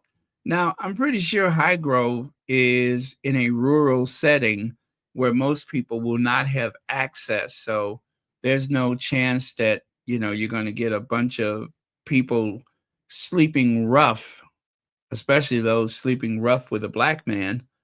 There's very little chance that you're going to have people that are sleeping rough that show up at Highgrove. I mean, could you imagine some homeless person in Charles' bed using Charles' toilet and all that kind of stuff? Although that would be fun if some indigent, downtrodden hobo was to show up and just take over Highgrove, right? Wouldn't that be interesting? And remember, there are no such things as food banks. They are called food depots or food depots. If you're speaking Windsor, Charles Windsor, you're not allowed to call it a food bank. It is a food depot where you take food that may be out of date or in surplus or something, and you give it to the very hungry and needy public. Now, in plain English, people call that a food bank, but I think it's unconstitutional for Charles to acknowledge the fact that people are hungry and can't afford to heat their cottages and that type of thing. So,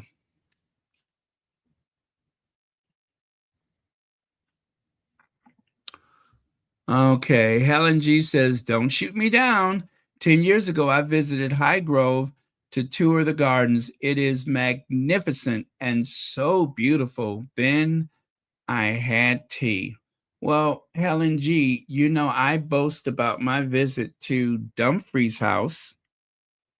Yeah, I've been to Dumfries' house and I had tea as well. Well, okay, I had a sausage roll and soup, but yeah, and it was everything that I wanted. It exceeded my expectations. So, you know, I would be the last person. I would be the last person to say anything disparaging about that, considering my experience at the Dumfries house. And I really, really enjoyed it. I loved Dumfries house.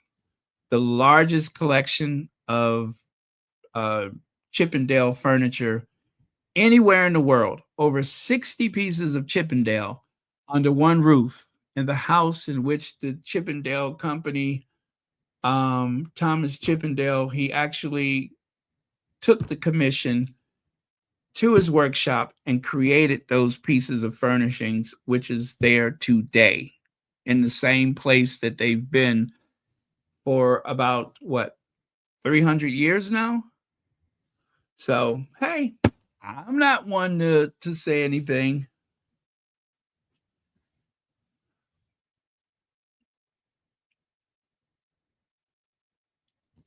Yeah, you can. Trying to say that is anything else would be just like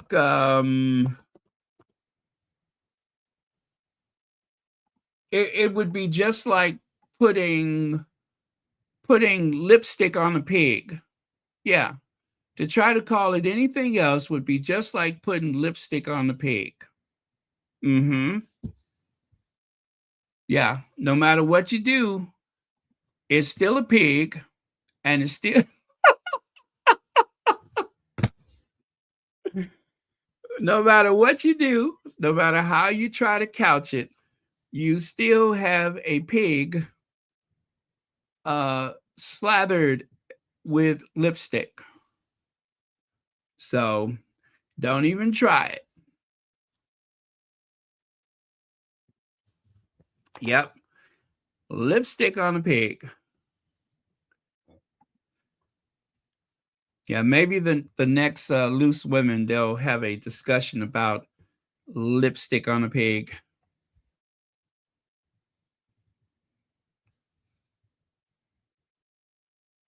Yeah, well, anyway, I'm just saying. I'm using that as an example. Now, you guys, I hate to bring this up again. I really do hate to bring this up. I know you were upset about it, but elections have consequences. Only 2 people were fired from the Joint Chiefs of Staff today. Can you guess which 2?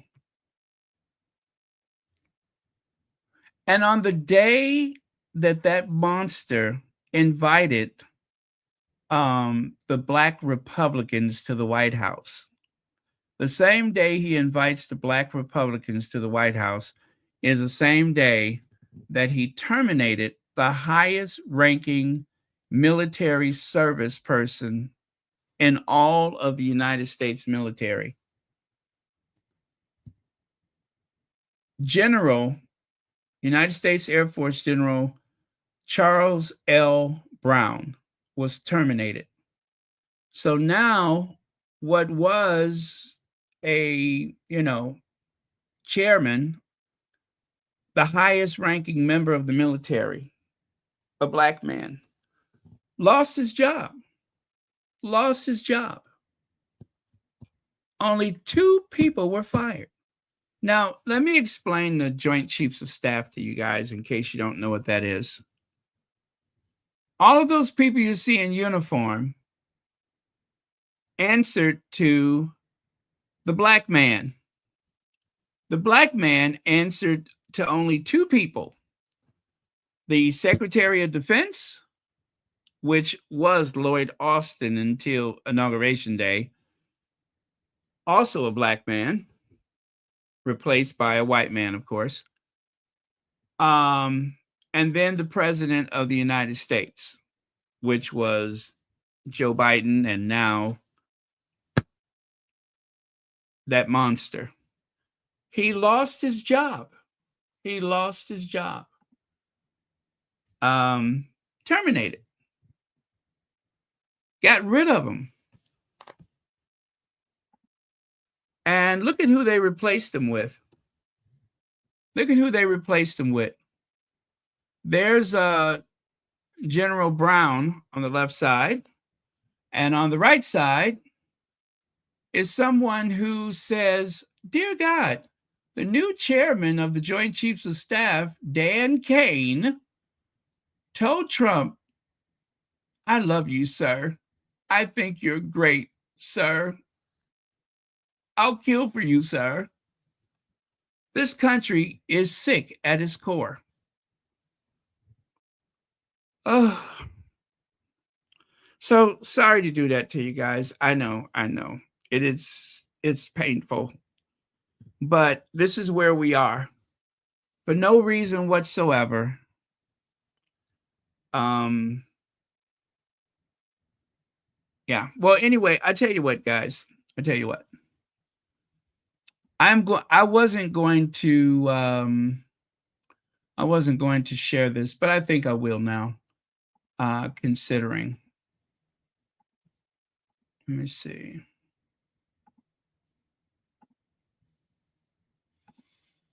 As we discussed it yesterday, I believe it was.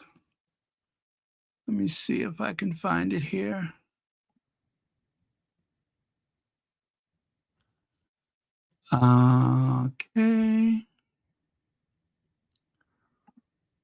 Okay. So there's the veteran of the United States Air Force, And by the way, any of those positions there, any of those people in that group can be selected to represent the entire group or to represent all of the military uniformed service people will be represented by one of the members of the Joint Chiefs of Staff. And in this instance, it was Charles Brown. I know it sounds a lot like Charlie Brown, but yeah.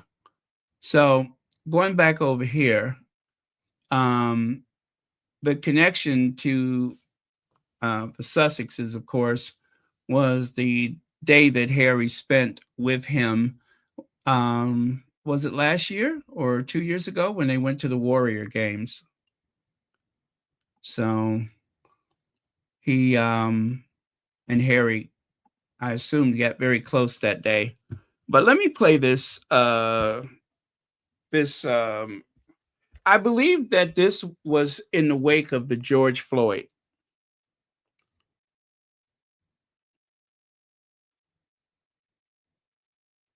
About the airmen who don't have a life similar to mine and don't have to navigate through. Okay.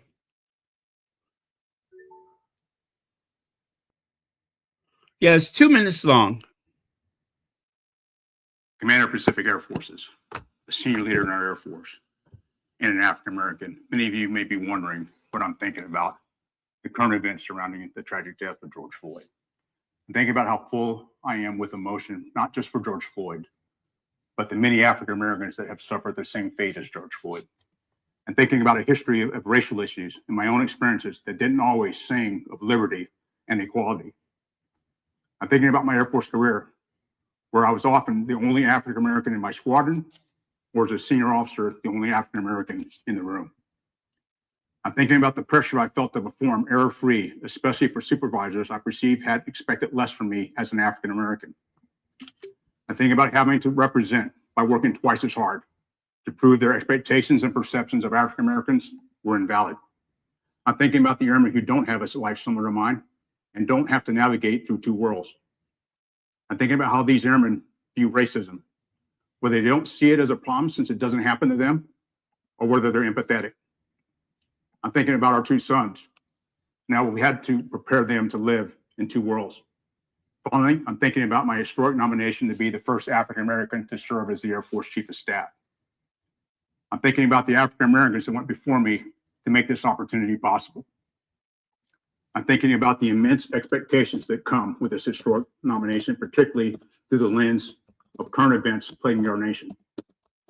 I'm thinking about how I may have fallen short in my career and will likely continue falling short, living up to all those expectations. I'm thinking about how my nomination provides some hope, but also comes with a heavy burden. That's what I'm thinking about. I want to know what you're thinking about. I want to hear what you're thinking about and how together we can make it. Commander Pacific Air Forces, a senior leader, Commander Pacific Air Forces, Commander. Okay. So there you go. Oh, I'm sorry. I made a mistake. It wasn't Charles L. Brown. His name is Charles Q. Brown. It's Q. My apologies for that. Well,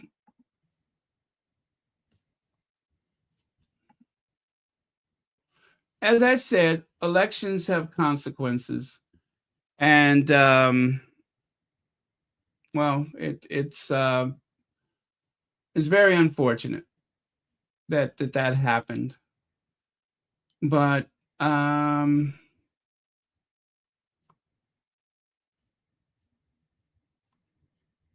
this is why we have to get out and vote.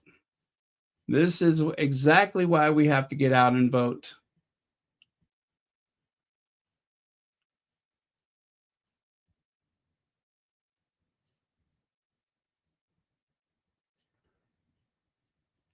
Okay, I want to share a picture of his family, if you guys don't mind. Let me share a picture of him with his family.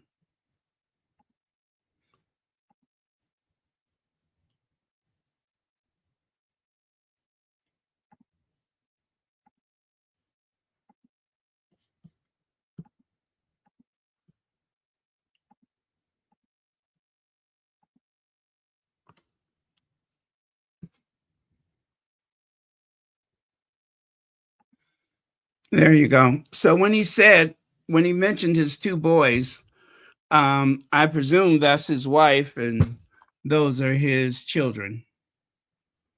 Gosh, he was much younger there, huh? And if you take a look here, younger still, I'm assuming that those are his proud parents. And it looks like he received his wings in Hawaii. Yeah, I'm guessing he must have got his wings in Hawaii. So that is General Charles Q. Brown, United States Air Force, and eventually chairman of the Joint Chiefs of Staff. And it's very heartbreaking. It is. The fact that he's always had to run faster, jump higher, and argue the best case.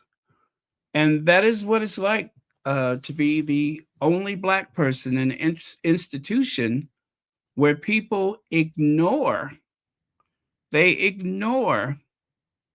your pain. They ignore your mistreatment for two reasons. Number one is they're glad it's not happening to them. And number two is they just don't care. They don't care. They don't see you as their equal. This man has a whole quilt going across his chest.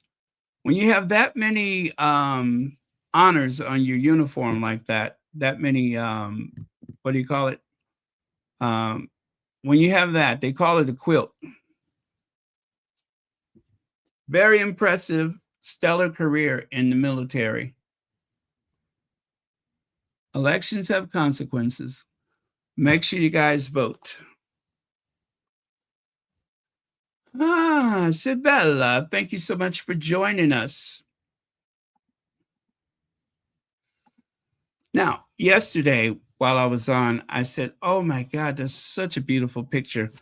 I'll share it with you guys tomorrow. The one on the left side, I love that picture of Meghan there on the left. Love, love, love that image of Meghan.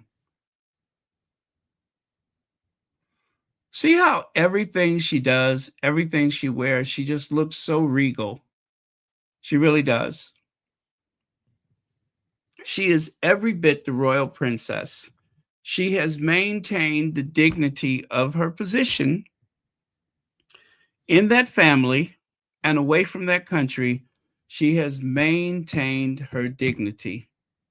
And there's a lot of things that, she's had to endure in silence. There's a lot of things that we say, oh, if she would just say this, if she would just do that. But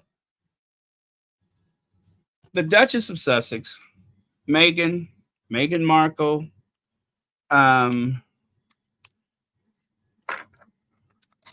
she and Harry both made some sort of a promise to Queen Elizabeth, I'm sure. And Meghan spent some quiet one-on-one time with Queen Elizabeth, and whatever relationship she had with the late Queen.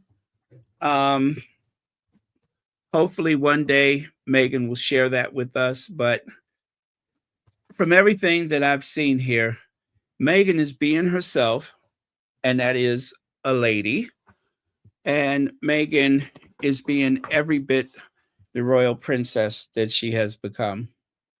And now, of course, she represents, 5 kingdoms of Nigeria as a princess. So I think what she's doing is amazing. She's been so dignified. But these are modern times, and Meghan is no stranger to hard work. Her first job, I think she said, was at that frozen yogurt place. And she's been very proud of how much she's worked in her lifetime. And unfortunately, there's so many people who feel as though a mixed race Black woman gets a free pass in life.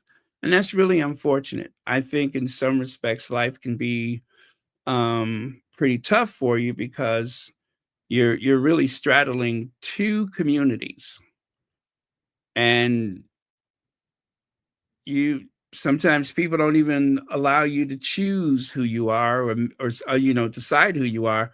They choose it for you.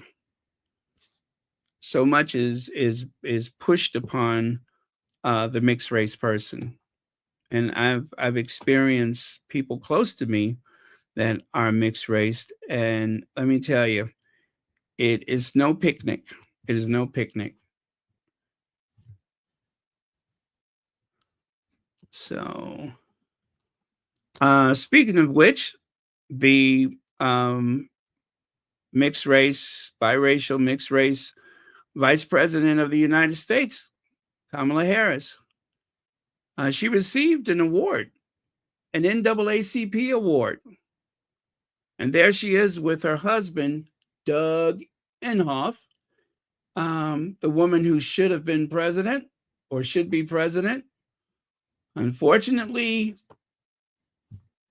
things didn't go our way. But she won the NAACP Image Award, and very, very well deserved. Very well deserved. And let me see. Oh, and she gave a speech. I won't do the whole speech. I think it's over 4 minutes long. But you can see right there, Kamala Harris gives urgent reminder while accepting the Chairman's Award at the 56th Annual NAACP Image Award. We know exactly what to do. It was broadcast live Saturday evening from the Pasadena Civic Auditorium in Los Angeles. This organization came into being at a moment when our country struggled with greed, bitterness, and hatred. And those who forged the NAACP, those who carried its legacy forward, had no illusions about the forces they were up against. No illusion about how stony the road would be, she said, adding that some may be overwhelmed by the current climate and at a loss for what to do. We know exactly what to do because we have done it before and we will do it again, she continues. We use our power to organize, mobilize, we educate, and we advocate because you see, our power has never come from having an easy path. Our strength flows from our faith in God, faith in each other, and our refusal to surrender to cynicism and destruction. Not because it is easy, but because it is necessary. Not because victory is guaranteed, but because the fight is worth it. And that was part of her speech Saturday night. So cheers to Madam Vice President Kamala Harris. Congratulations. And well, there's a lot of people that are dumbfounded right now because, like I said the other day, I saw two school teachers, a white gentleman and a white lady, in a rural school district. And both of them were so disappointed at the idea that there would be cuts to education, right? Cuts to education funding. And the reporter asked them individually, who did you vote for? And they said, Donald Trump. Now they regret it, of course. Duh, we had no idea. But the thing is, everything that is happening is exactly what he said he was going to do. It's exactly what he said he was going to do. I could not believe that school teachers, people you assume at some point studied history of the Third Reich, history of Jim Crow, slavery, the Salem witch hunts. You know the history of this country. You know the history of Europe. And in spite of everything that you've seen, everything that you've heard, everything that you taught, you still voted for a tyrant.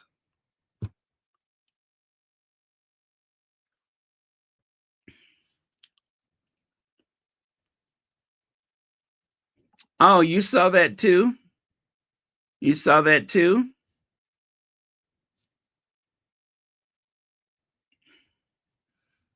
Listen to Maya Angelou. When somebody shows you who they are, yeah. And you guys, I hate to sound like I told you so, but do you guys remember when I was saying that it was difficult for me to promote those fundraisers because of all of the things that were happening to the Sussex squad? There were these massive arguments and disagreements among squaddies. And there seemed to be an element of people that wanted America to fail. They wanted to teach Black Americans a lesson for not being more supportive of the people of Palestine. Why would you vote for the Democrats? And we kept saying, it's going to be worse if you get the other one in there. Unfortunately, our politicians in Washington are bought and paid for. But as African Americans, we've always had to make that choice to go with the lesser of two evils. The whole system of the presidency is based upon voting for lesser of two evils. It's unfortunate, but it is what it is. And us throwing away an election is not going to change that. So we're going to vote the way we're going to vote. And so I wonder where those people are, you know, the ones that thought that we were so ignorant and so selfish and so stupid. I wonder where they are right now. What are they thinking about what's happening now with Palestine?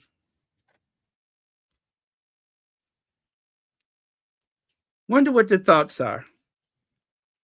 That was a very tough time. That was the most challenging time that I've ever seen with the Sussex squad. There was so much anger and apathy, distrust, and I'm telling you, the language that I heard, it was verbal combat. And one group would go and open up another chat, and it was hell. It was hell. And I'm so sorry that happened to the Sussex squad. I'm so sorry that it was a choice of a lesser of two evils, but I'm not sorry for the way I voted. I'm not going to apologize for that. Because as predicted, we've gone from bad to worse, out of the frying pan and into the fire. Lex says, people love the entertainment of magic shows. People know that it is a spectacle and it is an illusion. The people want to be fooled. They wanted to see others suffer. Now they are the ones who are. Exactly. They've They so successfully pitted one group against the other, which is what um, I was going to say what white men, wealthy white men in leadership, that is how they lead. That is how the British Empire took over a quarter of all of the land in the world. That is how South Africa was created, is divide and conquer, right? These United States and Manifest Destiny, divide and conquer. In South America, take a perfectly good leader and replace him with someone who is going to divide and conquer. Something they've been doing for 1,000 years of British history. And they weren't the only ones.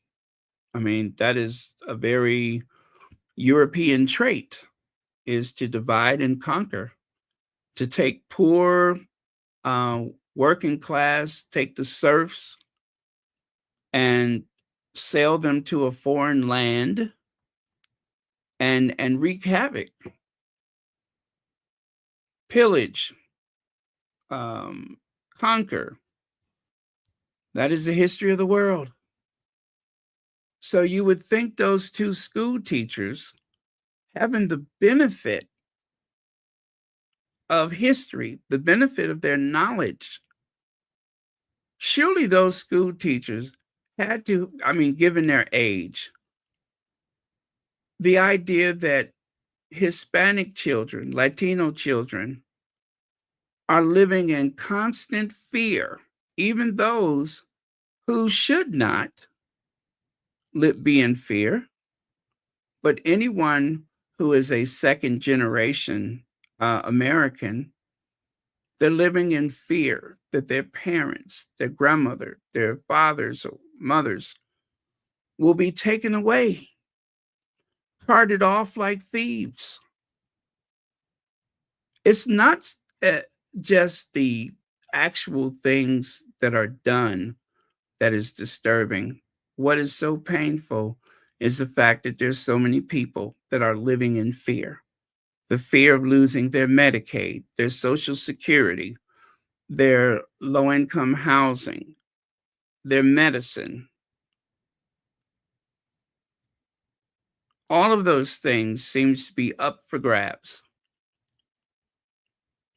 And there's a lot of people that voted for that clown that are now living in fear for the fact that they voted for him. And it's just like with the Sussex squad. Surely some of those people that was standing in such judgment of African American voters, surely they can see how foolish it was to drum up all of that hate and hostility. But they were foolish, and some of them are being paid out for their folly. I think a lot of very well-educated people voted for Trump because they forgot character matters. A convicted felon in our highest seat of honor and responsibility. Who'd believe it? You guys, I was just binge watching the Beverly Hillbillies. Buddy Epson and Nancy Culp, or should I say Uncle Jed and Miss Jane Hathaway, they never got along. He was an ultra-conservative and she was very liberal. He actually supported Barry Goldwater. Yes, he was a Goldwater Republican.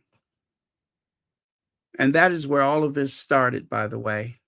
The idea of destroy the unions, the idea of turning things back to the 1950s, make America great again. That is really a Barry Goldwater thing. Richard Nixon wasn't as bad as Barry Goldwater would have been had he become president. Fortunately, that never happened, but it's happening now. Anyway, Miss Jane Hathaway, Nancy Culp, she ran for Congress, and Buddy Epson, Uncle Jed, made a commercial saying that she was too liberal and that she didn't know the facts. She didn't have a good knowledge of what was happening in the world or in the United States.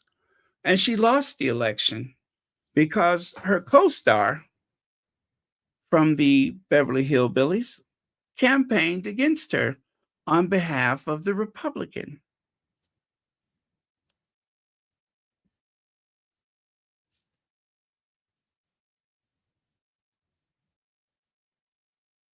So things like that happens. Politics, you can lose friends, you can lose family. I had an uncle that didn't talk to his brother till the day he died. He didn't speak to his brother because they had had an argument. My uncle being the Democrat and his brother being the Republican. They've had an argument and never spoke again, ever. My uncle died, and wait, you won't believe this. His brother lived down the street on the corner. I would say in the city block, I would say his brother was like 3 houses away and across the street. And they never spoke again. Either one of them could have died at any time, and they never spoke again. I knew of him, but I didn't know he lived on the next block. I had no idea he lived on the next block. Interesting. I've always had to vote based off of practicality. Many African Americans were Republicans since they were freed from slavery. When the Democrat Party came out for civil rights, African Americans switched. Yes. Thank you for reminding us about that.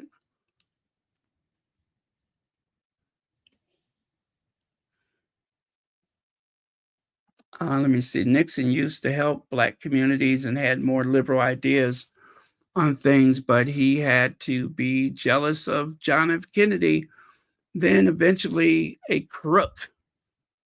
But he was no way like the Orange Menace. He wasn't a traitor, in my opinion. Yeah, I like Nixon. Nixon was cool. Nixon was cool.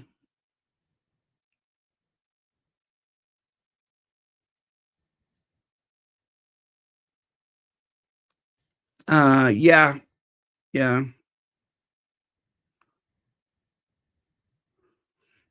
Well, you know what, CK?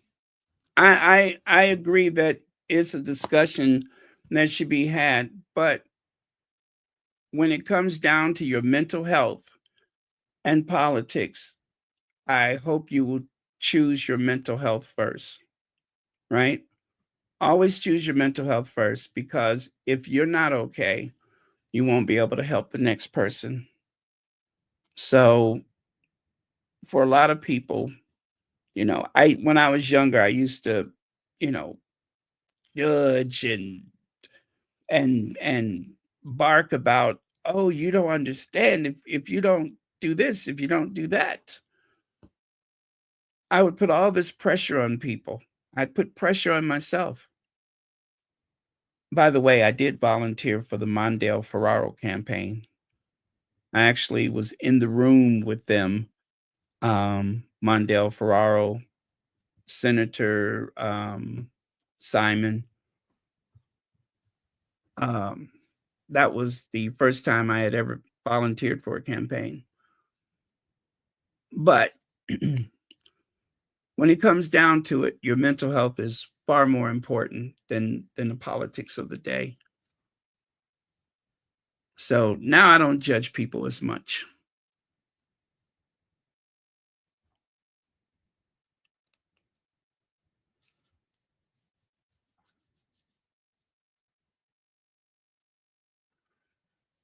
Yeah, yeah.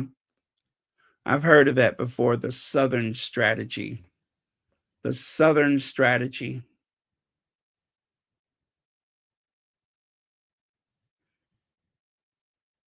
And don't forget, Nixon was the one who opened up China.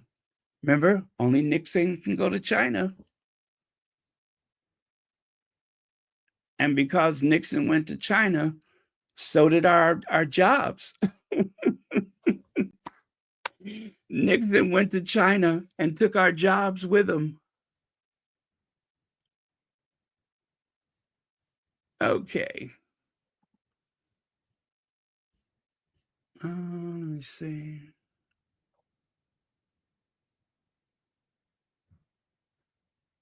There you go. There you go. Vote blue. Vote blue.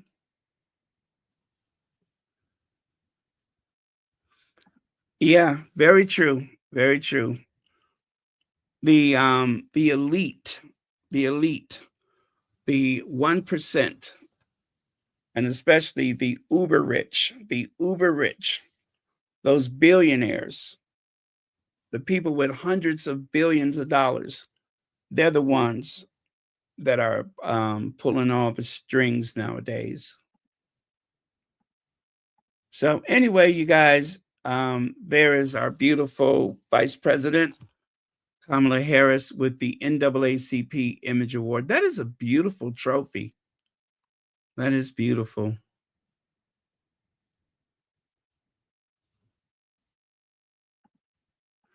I wanted to share these with you. Oh my goodness, you know what? I forgot who the artist is, but isn't that beautiful? It just seems like that time of day is so unrealistic, the colors, but it works. You know what I mean? It works. I love that. Let me figure out who the artist is. Give me just a second. But you know, I love to share artwork with you all. It's called Night Tram Stockholm by Jeff Stanford. Night Tram Stockholm. Oh, let me drink some water. Night Tram Stockholm by Jeff Stanford. I absolutely love that. I think it is beautiful.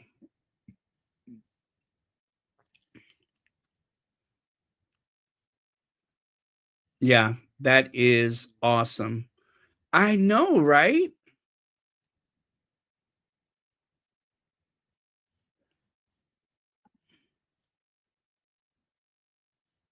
Let me show you one more of his works.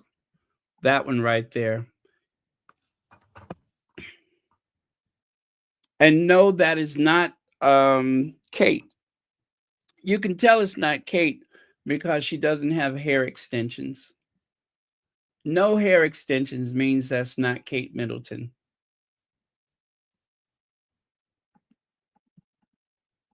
But yeah, I love his work. That is beautiful. So when you get a chance to look him up, his name is Jeff Stanford, like university.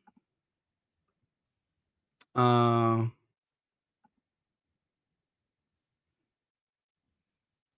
my goodness. I'm looking at some of his other work. He's amazing.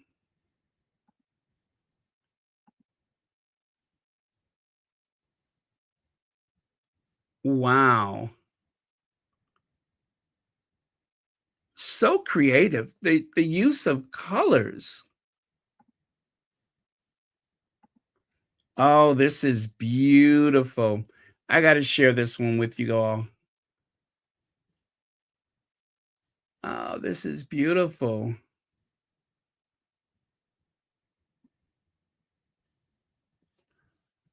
Okay. Okay, give me a second.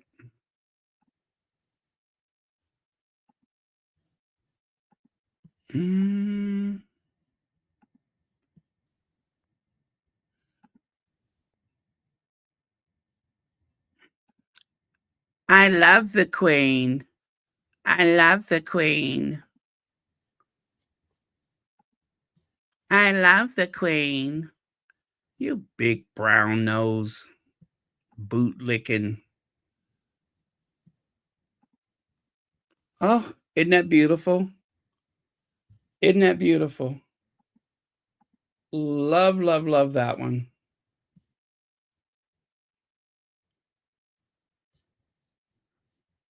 Let me see. What is the name of this one? Let me see what the name of it is. Come on, it's got to have a name. What is your name? What your name is? What your name is? What is your name?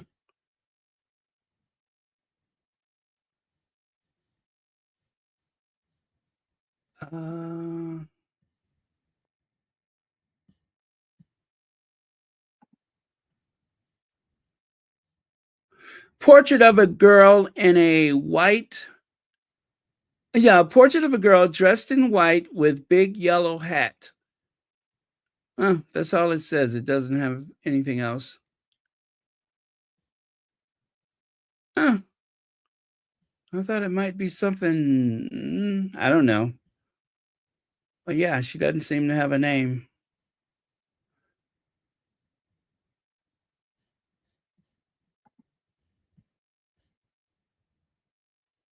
Jeff Stamford. Portrait of girl in white dress with a big yellow hat. All right. Well, that's it. Anyway, it's beautiful. It is beautiful. So, let me see. Just woke up. Vicky Chavez, thank you for joining us.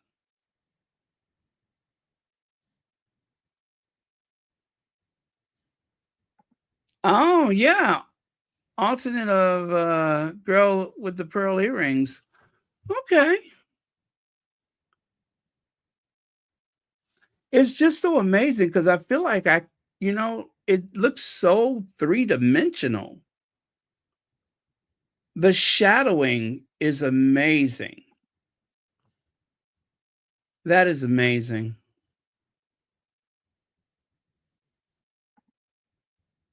Yes. Look at there. We said the same thing at the same time. Amazing. The shadowing is just incredible. It's so three-dimensional.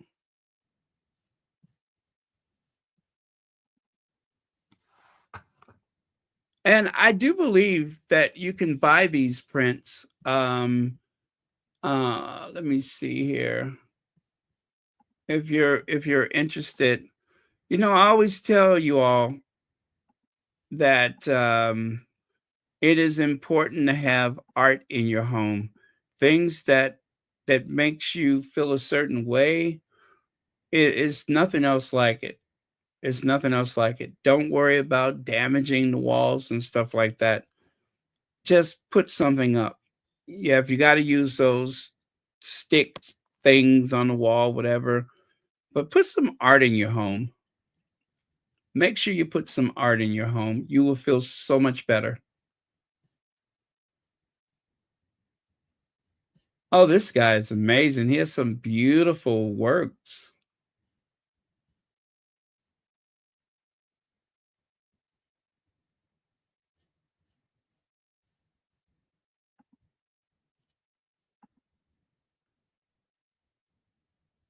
My goodness. So one of the pages that I'm looking at, you can actually, looks like most of these prints are going for like $83. And that gets you, oh, that's kind of small though. It's a 6.5 by 8. I think if you want something bigger, Like if you want a 32 by 40, then it's $356. Ouch. Yeah. And that's to buy a print. But if it means that much to you, clearly worth it. Oh, wow. They got a pillow. They have a pillow for $28. Little throw pillow. They also have, anyway, you can get it just about any way you want it. Interesting. Photographer and artist, and always ready to learn something new. Oh, I wonder if he photographed that.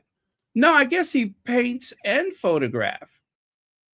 Wow. Okay. Photographer and artist, always ready to learn something new. Studied art at the University of Arts in Philadelphia. At most exciting time at the end of the 70s and beginning of the 1980s. In the city center, met so many amazing artists who have inspired me all my life. Live now in Stockholm, Sweden. Okay, he lives in Sweden now.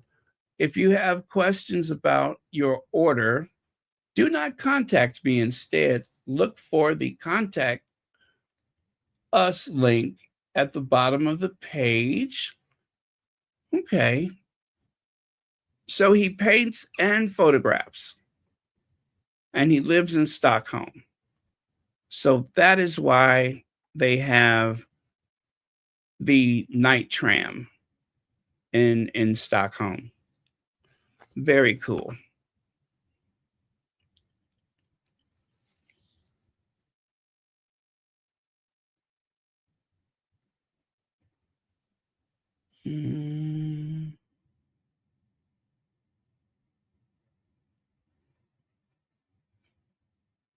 Okay. All right, you guys, I am done. Your hateful opinion of me is none of my business. It's not my problem. I sleep well at night. Now, I don't think that's a direct quote of the Duchess of Sussex, but it is a sentiment that is felt by so many people in the Sussex squad, and perhaps by the Duchess herself, maybe. Who knows? Meghan Markle, the Duchess of Sussex.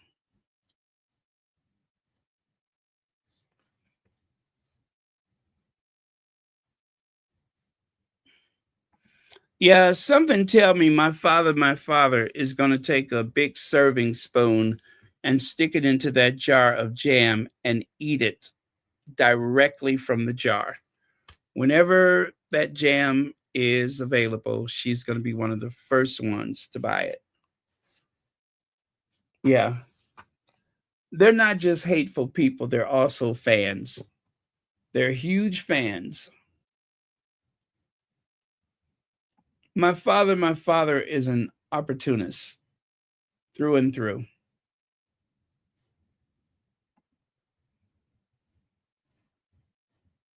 Oh, wow. I'm looking at some of the photographs that Jeff Stanford has available, and these are stunning.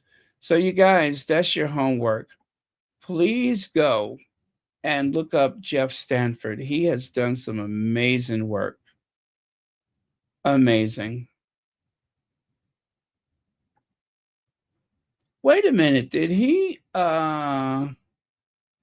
it looks like he's done some photos for the Swedish Vogue magazine. Isn't that something?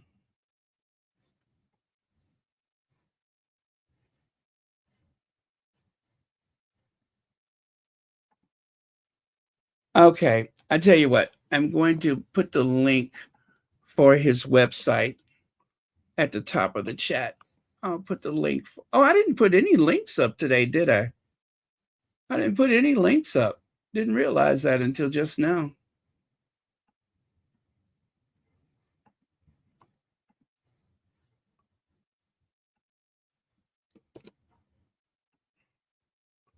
So if you all want to explore, there's the link right there. But I am really digging his work. I love art. I love beautiful things.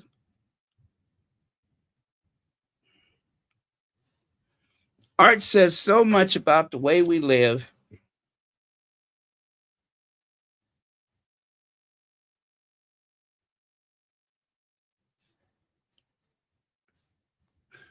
Oh, well. Anyway, you guys, I am done. Thank you all.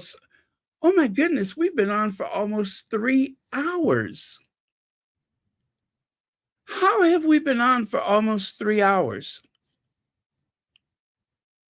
I did not see that coming. Do you know what you can do in 3 hours? You could do this in 3 hours. You can put on so much lipstick that you can barely pry your lips apart, which means that you could barely tell lies and make up stuff. But yeah, that's how much lipstick you can put on in 3 hours. Yeah, you start at one corner and work your way over. That's 3 hours worth of lipstick application.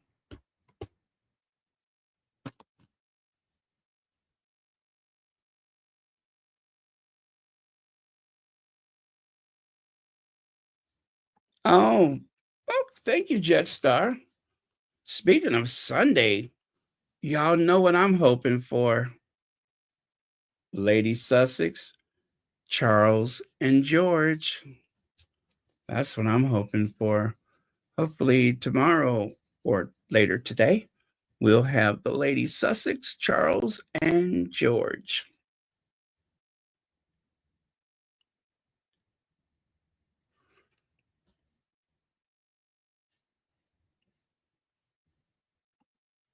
Also, if you just joined us, the singer Gwen McCrae passed away yesterday.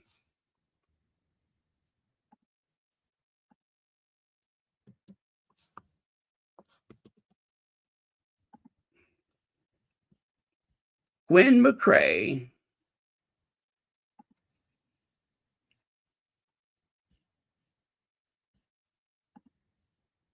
I remember that song from my youth. Sexy baby, good loving daddy, let me be your rocking chair. Rock me away from here, let's get it on.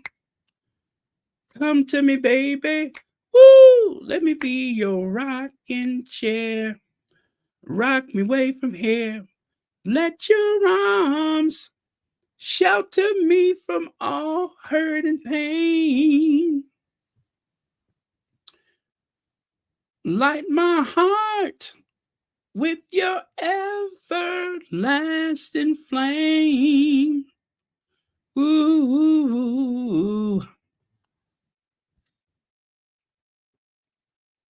Yep, I remember. What year did that song come out? What year did that song come out? Oh, I don't see it.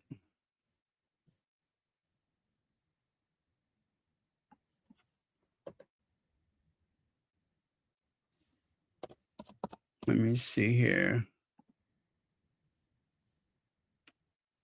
Rockin' Chair is a hit song by singer Gwen McCrae. The song is not to be confused with her early with either Fats Domino.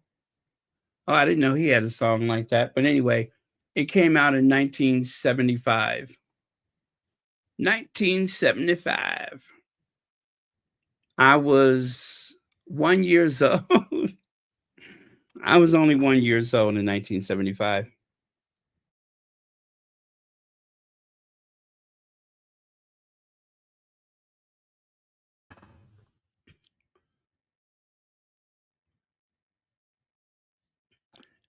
I want a Sunday kind of love, a love that lasts. Wait a minute, to Saturday night? I remember that song. That's Etta James, Sunday Kind of Love. I love that song. And my arms arms need someone to enfold, who keeps me warm when Monday and Tuesdays grow cold. A love in my life to have and to hold. I want a Sunday kind of love. Oh, yeah. I want a Sunday, a Monday, a Tuesday, a Wednesday, a Thursday, and Friday. And oh, Saturday. I want a Sunday, Sunday, Sunday. I want a Sunday kind of love. I love that song. Marshall, do you know that song, Trust in Me, Etta James? Trust in me for all you do. Have the faith that I have with you. Ooh, my voice. Excuse me. And love will see us through. If only you trust in me. Why don't you trust me? Come to me.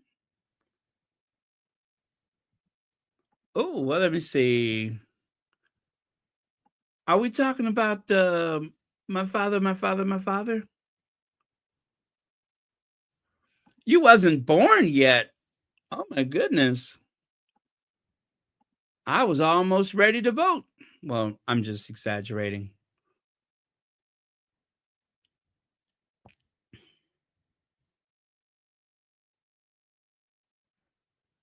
Oh, are we talking about Bethany Frankel? Bethany Frankel?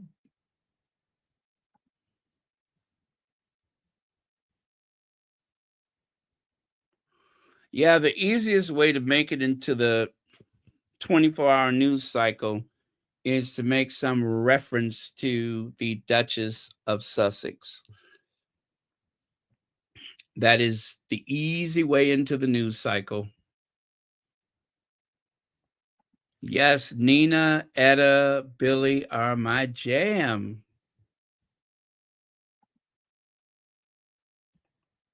All right.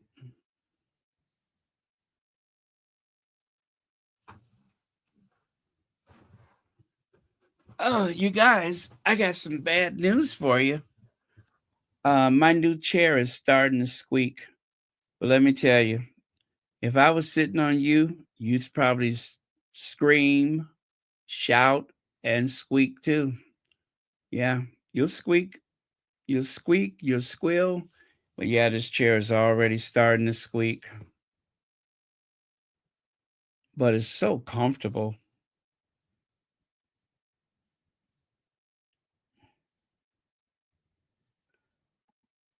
Oh, well, I'm glad to have been of service. Thank you so much. And thank you for supporting Royal Sussex.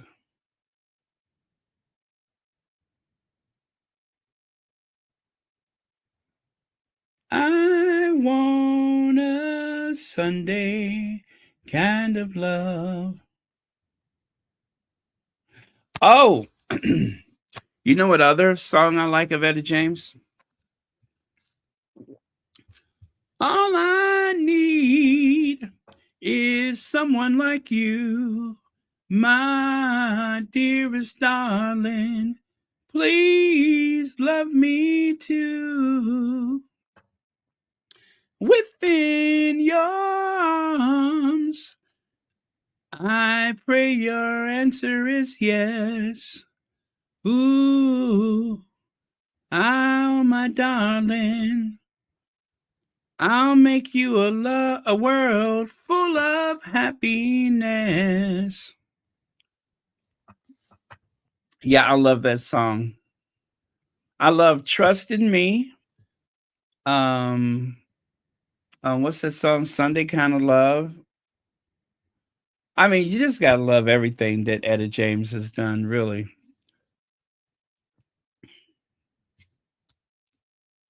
Very sweet little song. Trust in me for all you do. Have the faith I have in you, and love will see us through. If only you trust in me. Why don't you trust me? Love that song.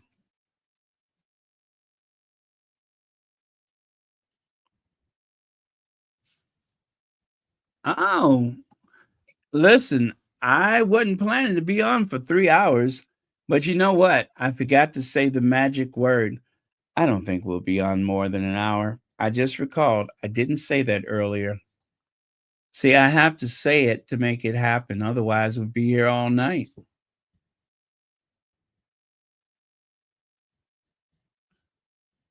Hmm. Oh, you're welcome. What did I do? I don't know what I did.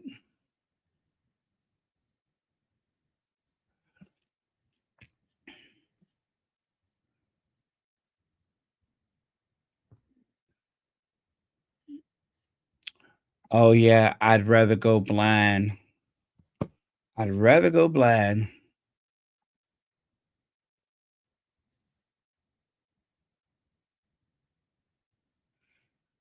Oh, and I love me some Ella Fitzgerald. Oh, I love Ella Fitzgerald.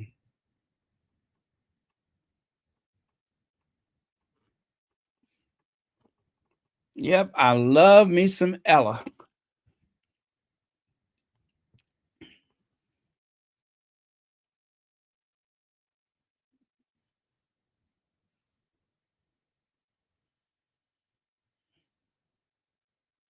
Yeah, I got some Etta James around here. Well, it's on my MP3, but I had the DVD. I'm sorry, the CDs as well.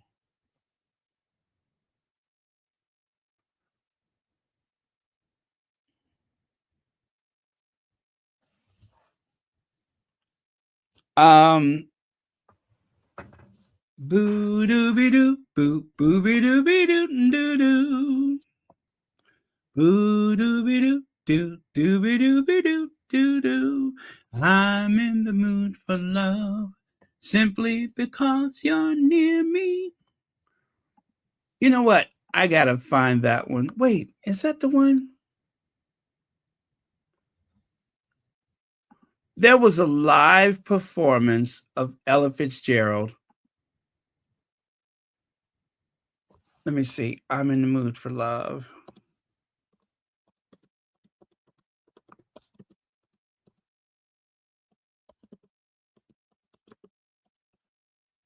Okay. And I forgot where she was. She wasn't in the United States. She was anyway, she's live with a band, and oh my god, she was so good. Boo doo be doo, boo boo be doo doo doo. Okay.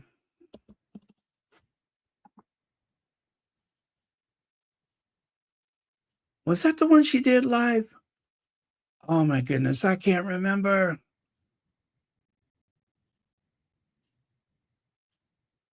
Oh, and one of my favorite, Ella Fitzgerald in Nice. There's a live album of Ella Fitzgerald in Nice, and she was so good. Oh my God, I love that. I listened to the whole performance.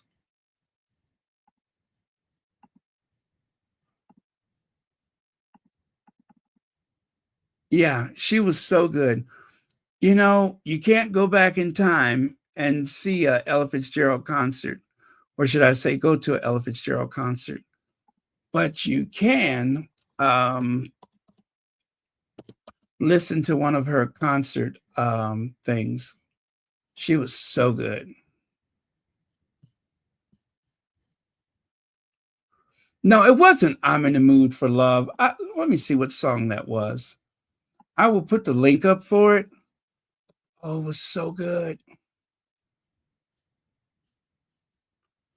I can't believe I can't remember what song it was.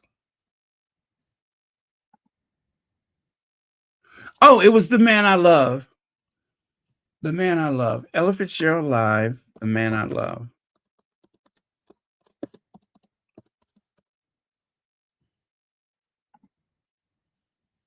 Oh, there it is.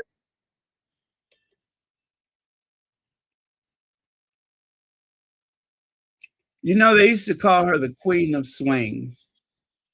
Come along, the man I love, and he'll be big and strong, the man I love. Yes, you got to see this one. It starts off very, almost a cappella, but when she kicks it up, oh my God, when she kicks it up, you will be in heaven. I'm telling you that I've watched this a million times. This has been on YouTube for 15 years. For 15 years. And I don't know how many times I've watched it, but I love this one. So good. So check it out at your leisure. Oh, let me get Mushmouth off the screen. I forgot she was on there. Let me get Mushmouth off that screen. There we go. With her 3 hours worth of lipstick application.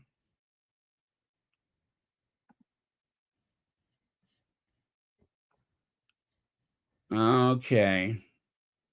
You guys promise me you'll watch that one.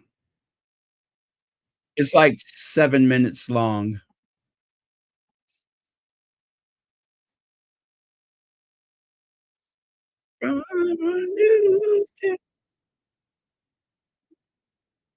Yes. You build a little home. I'm gonna put that on the, post, on the community post.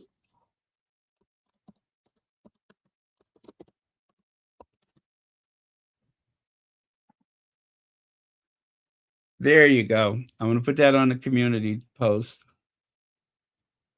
Such a good song.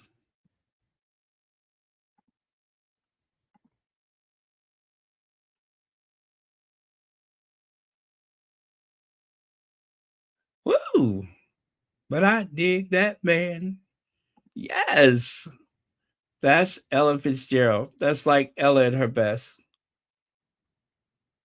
You know, back in the day, because of the Chitlin circuit, because, you know, some of those big stars like Ella, like Billie Holiday, you could not just, they, should I say, could not just go and stay at the hotels even when they performed there.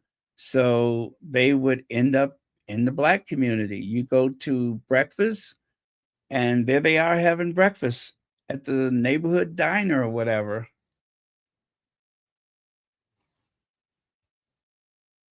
And I look at some of the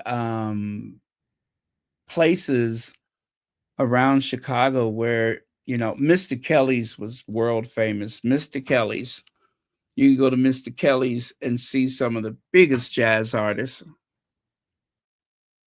And it was just a little, little, it wasn't this big venue. It was just a little nightclub.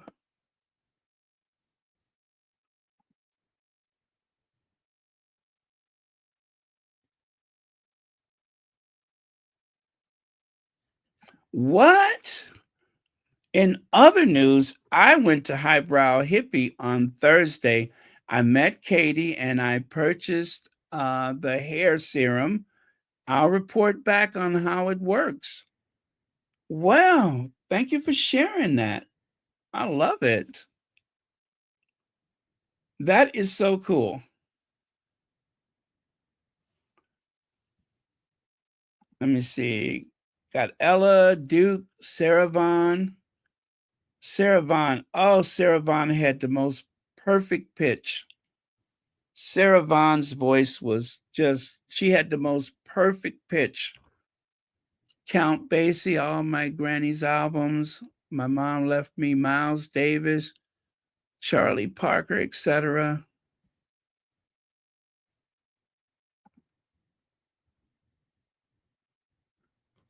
Wow, that's nice.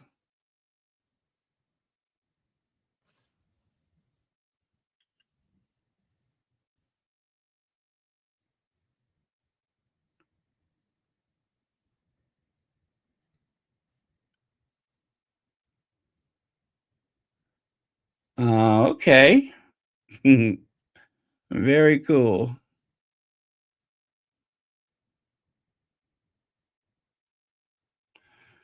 Okay, you guys, are you ready to call it a night?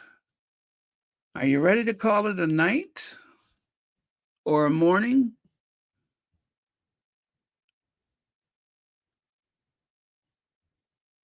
Ba-da-da-da, ba-da-da-dee-da-da-da. Okay.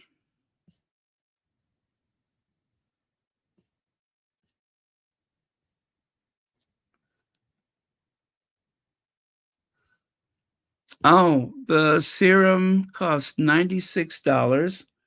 So it's an investment, but I love luxury beauty. Okay. Well, I tell you, whatever Meghan uses, it is working wonders because her hair is beautiful. And when Meghan has that slick back bun, I love when her hair is slicked back into a bun. So beautiful.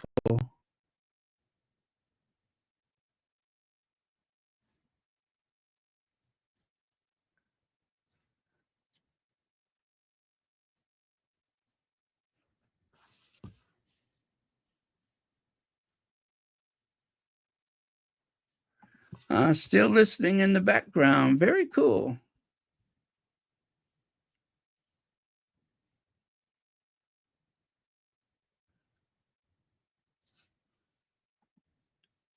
Yeah. Yeah. I have, what do you call it? I have definitely promoted anything and everything that Meghan uses. And as you know, sometimes like my big drinking cup that I use every day, whenever possible, I always try to, get this or that, or at least give something to someone. Oh, sorry about that. And oh, by the way, I was looking at an article today. I didn't read the article because I knew it was going to be some nonsense. But the headline of the article was saying that Meghan suffers another setback, that she won't be able to use the name as ever on clothing. And I did not picture Meghan, the Duchess of Sussex, with a clothing line. I don't conceive of Meghan having a clothing line. Meghan invests into other companies. Meghan is not out to sell clothing.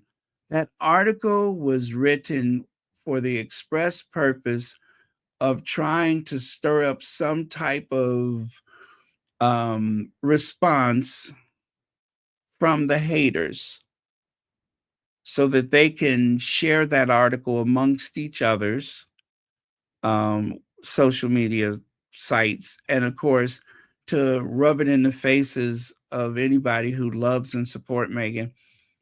Meghan wasn't trying to sell no clothes. I mean, it's just so petty and stupid. And even if that were the case, which I know, you all know, everybody knows that Meghan was not setting out to do a clothing line.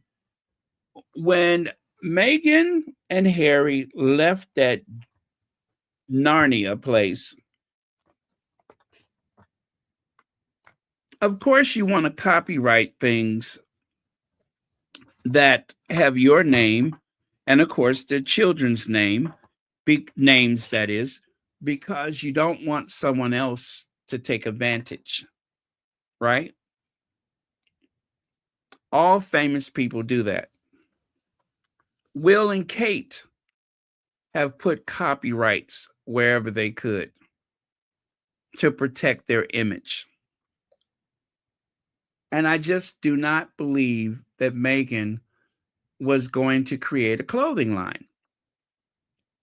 But in order to try to stir up a bunch of, I guess, hate, or to make the hateful people feel good, they write an article saying that Meghan won't be able to start a clothing line with the name as is.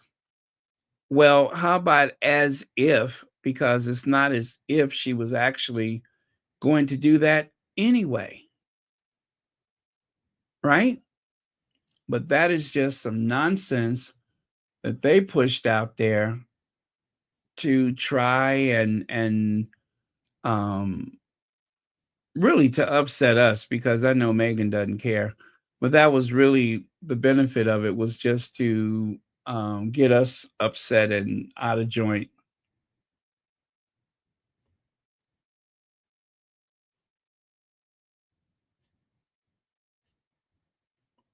Yeah. So that's they could miss me with that one. I don't think that there was any validity to that at all.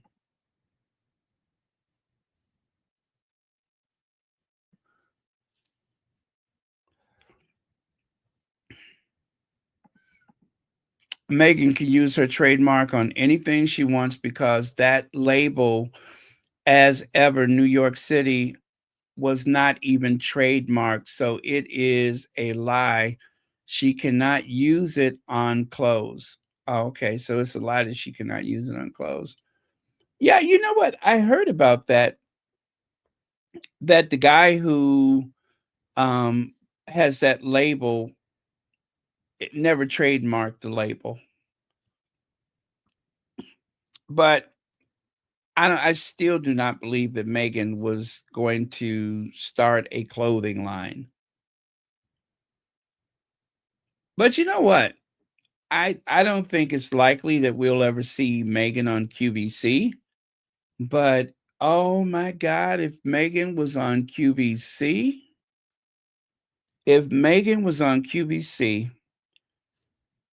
our little Archie and Lily would have all the financial security and physical security that they will ever need, not only for them, but for their children.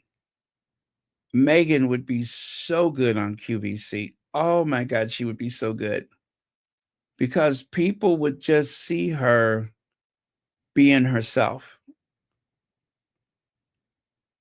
And I know it's not likely that she'll do that because of her position, but oh my goodness, Meghan on QVC, she'd make a whole heap of impact.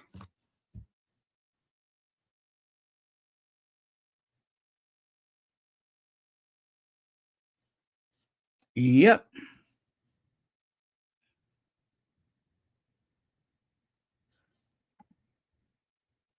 exactly. And you know what? There's a whole bunch of like generic labels out there that do not have a copyright. And some of those people, what it is, you guys, is that some people that own apparel stores, or those sports stores or whatever, sportswear stores, they will order things in bulk from China, and they don't wait for a copyright. They don't even apply for it, but they need some kind of label that sounds impressive, some kind of whatever that sounds impressive, that they can put on their products. And that's it. So they don't copyright it or anything like that.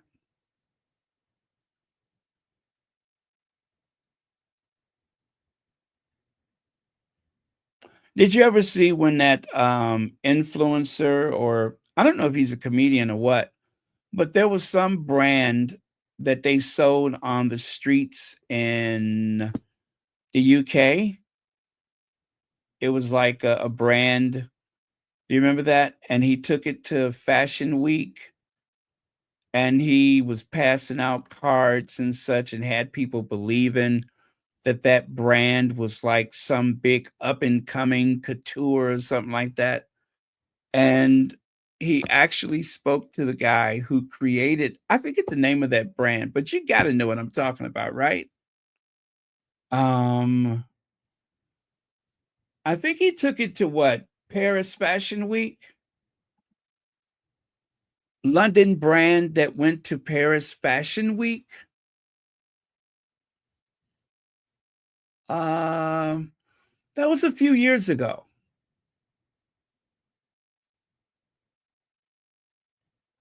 And it was just some brand that probably wasn't even a registered trademark. And it sounded very much like an existing designer label. But it was a prank by the guy who took it to Fashion Week. Oh my goodness. That was in 2017.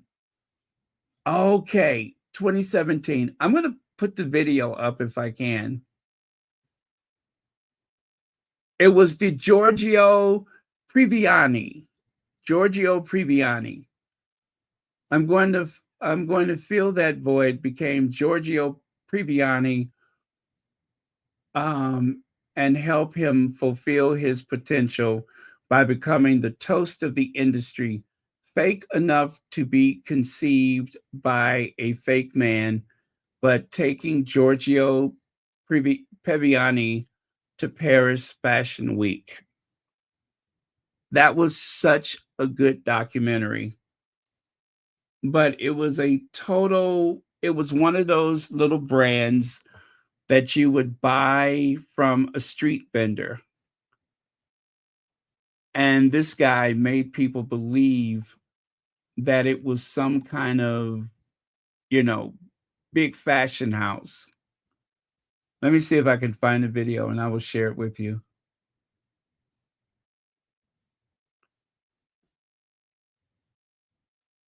Okay, I'm not seeing the video. I'm not seeing the video, but I see an article about it. But I'm going to see if I can find a video. I probably watched that thing a couple of times and it was so good.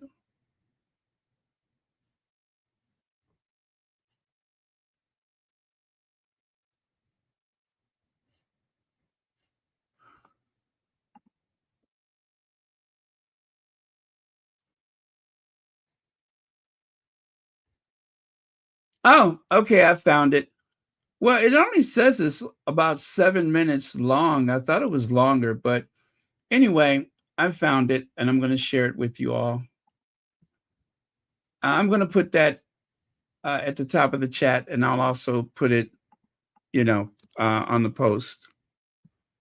But it was very interesting the way that this guy took this almost made up label and had people convinced that it was some big designer. And he was invited to all of these parties at the Paris Fashion Week because people thought that it was a serious thing.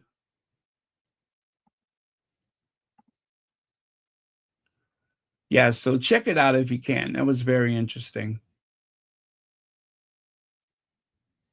And as promised, I said that I would create a post and I'll do that.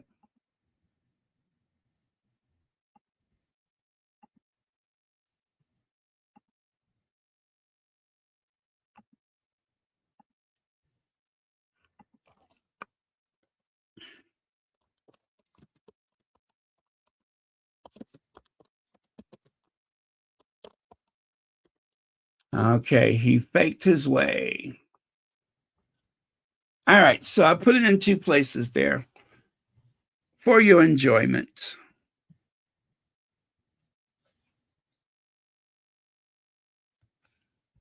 Oh, yeah, Sir Pegalot with his Earth flop was rejected.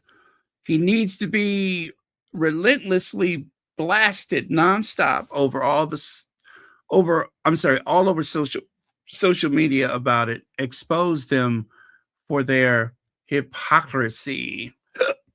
Oh, excuse me.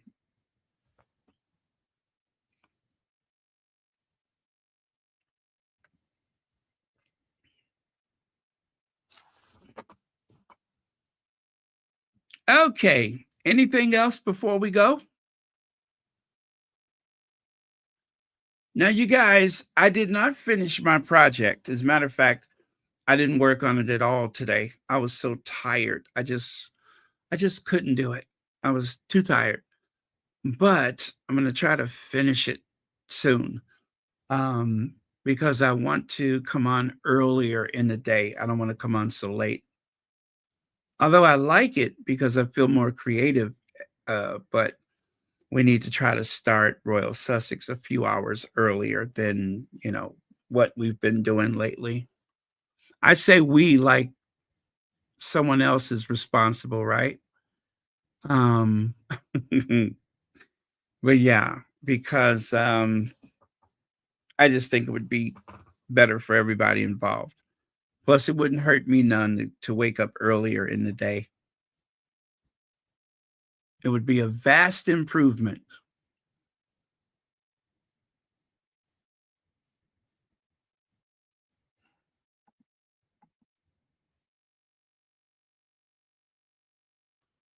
Paris Fashion Week.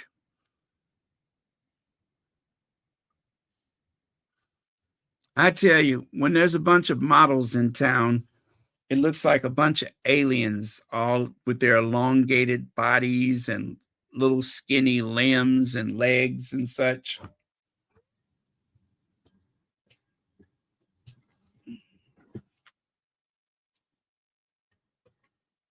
They look like aliens, beautiful aliens.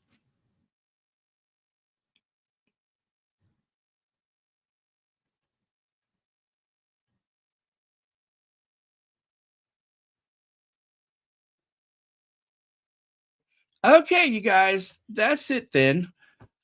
I'm going to call it a night. As always, thank you, moderators. You know what? I haven't looked at the. I don't suppose we've had a lot of trolls lately, have we? I haven't looked at that lately.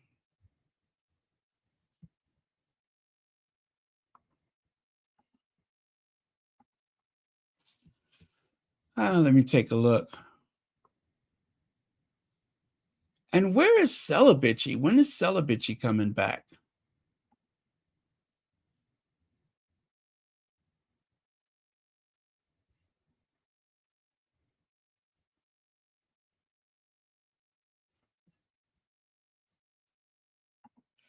Yeah, I would love to see Celibacy.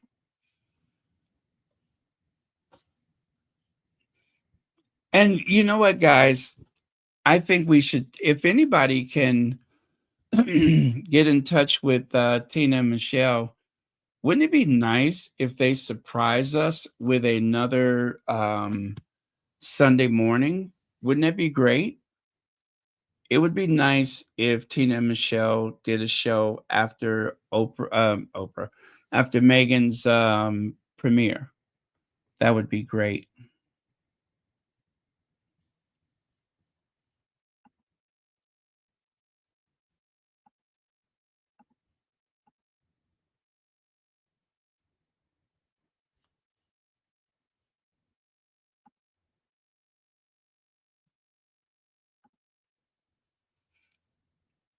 Okay. Removed by moderator. Okay, listen to this one.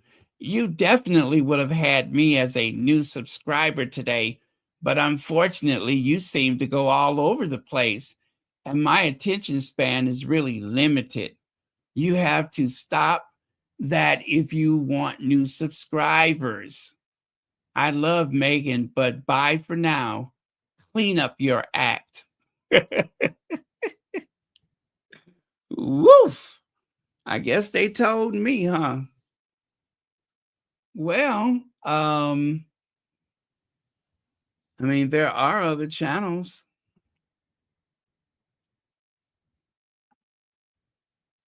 Let me see.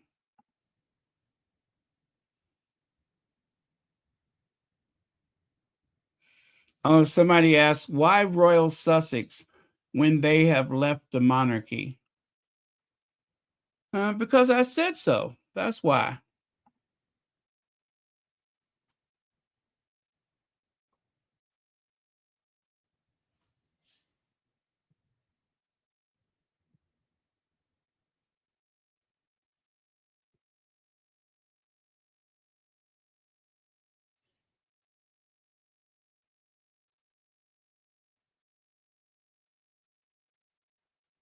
Okay.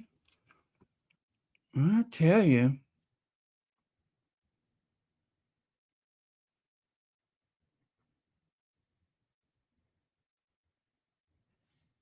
Uh-huh.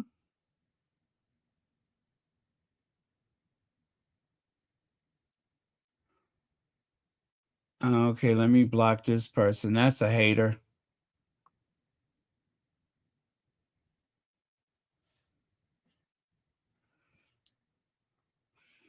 You definitely would have had me as a new subscriber, but unfortunately, you seem to go all over the place. Well, welcome to Royal Sussex, sweetie.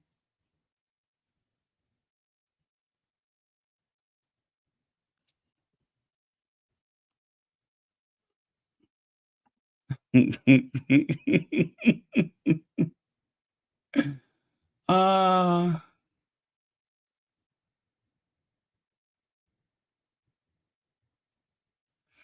yeah, they have gotten quiet in the past few days. Let me see, when did they get stirred up? At the start of Invictus, was it? I think at the start of Invictus, gosh, they were relentless.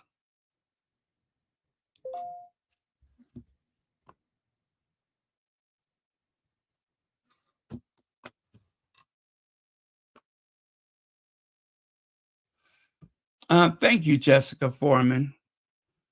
It's your thing. Ow, do what you want to do. Hey, I can't tell you who to sock it to.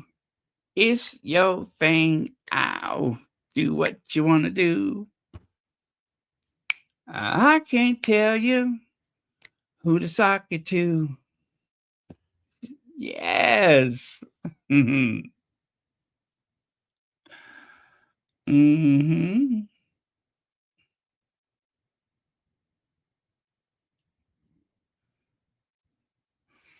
Well, I tell you, 2,200 videos, okay?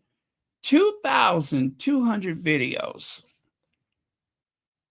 I suppose everybody felt that way for all 2,200 videos.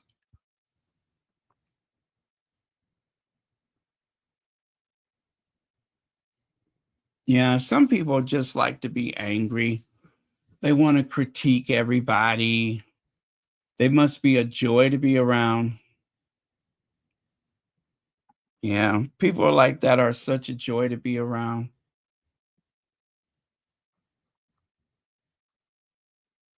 Want to correct everybody. Want everything to go their way at all times.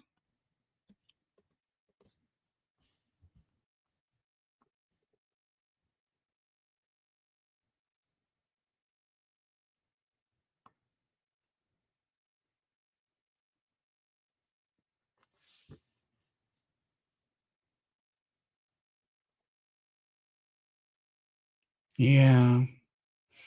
Okay, you guys, I am going to say goodnight.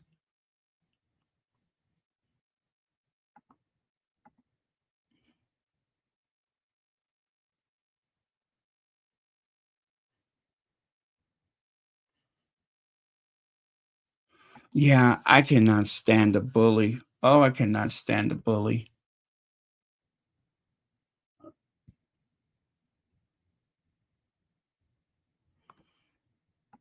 You got that right. We bite back.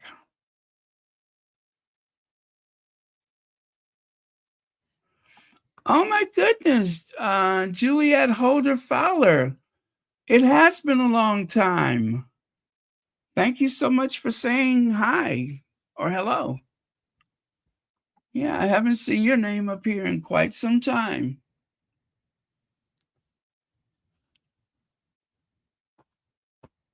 Well, welcome back. We're still here and still talking crap.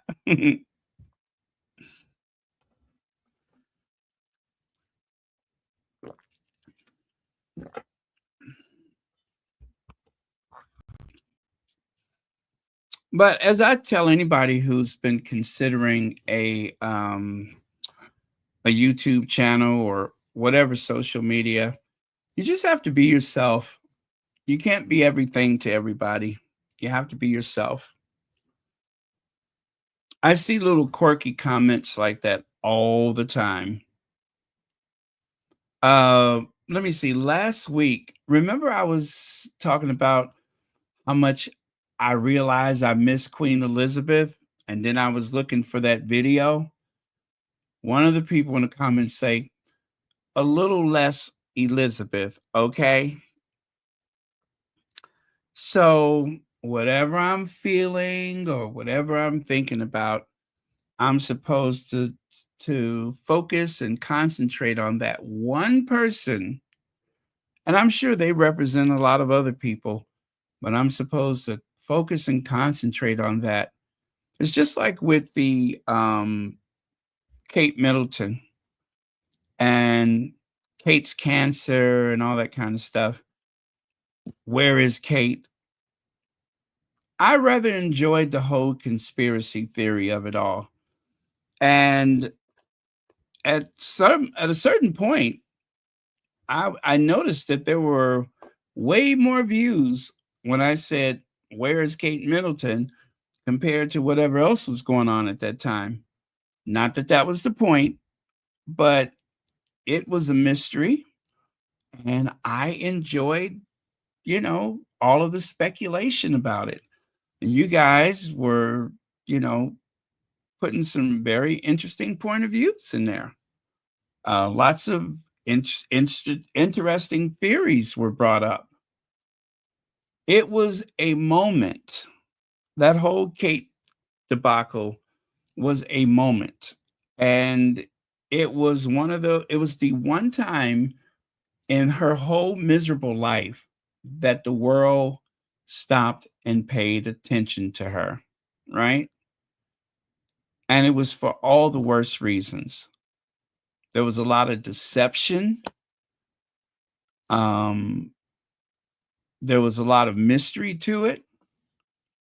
There was the whole thing with Thomas Kingston and Willie. I mean, there were so many ingredients there for mystery. And yet, there were some people who, did not want to discuss. Why are we talking about that? Because it's interesting. That's why.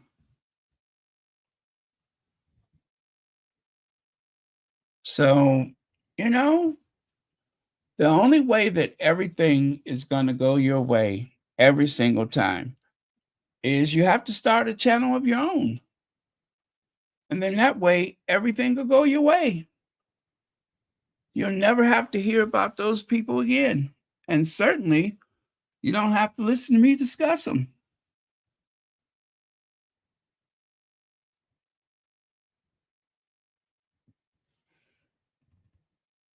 And, sometimes when people say, well, what do you talk about on your channel?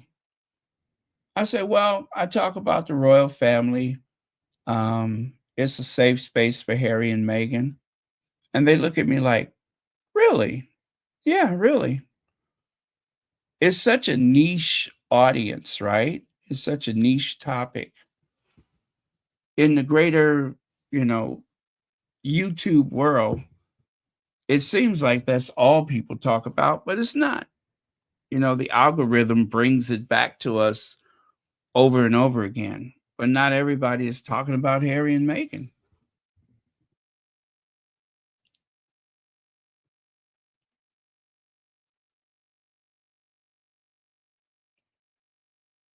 But yeah, it has been quite a soap opera. And there are heroes and villains, there are winners and losers. But on Royal Sussex, we are Team Sussex. We are Team Harry and Meghan.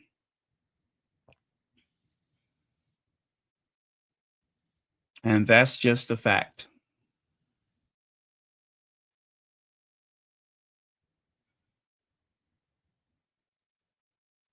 But on occasion, we're going to talk about those other people.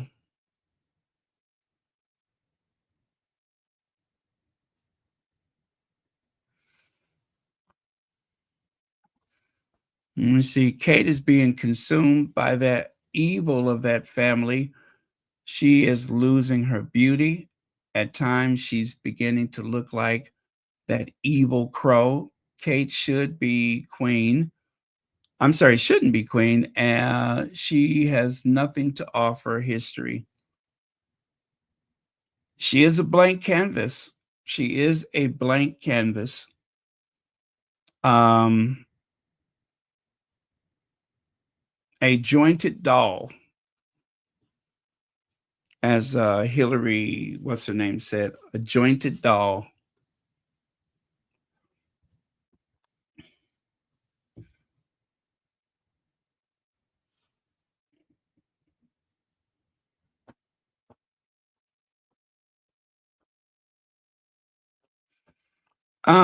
You guys, do you know it's been almost 4 years?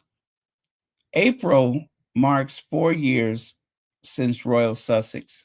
Now, the channel had a different name in 2020. I made 5 videos and then I didn't touch the channel for a year. So I say April of 2021 is when I changed the name of the channel and Royal Sussex was born. And interestingly enough, the original name of the channel was Harry and Meghan, the Duke and Duchess of Success. Yeah, that was the name of the channel, the Duke and Duchess of Success. And of course, now there's another channel called Duchess of Success, but that was the original name of Royal Sussex. It was a bit long, so I was like, okay, I have to commit to this channel, and I'm going to make a video every day. Every day. That's what I said in April of 2021. I'm going to make a video every day. And I did until I was sick in the hospital. I made a video every day.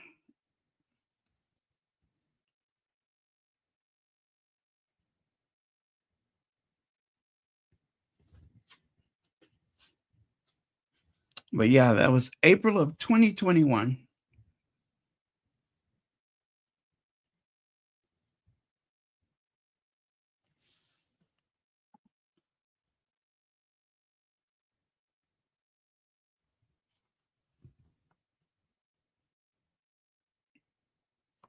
Yeah, well, and it's been fun. It's been a fun ride.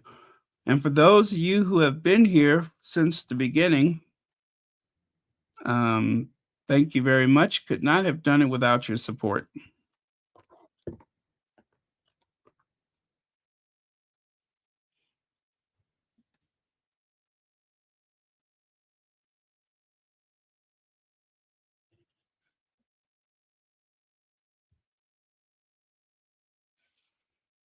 Okay, I think that's it then. Nobody has anything else to share?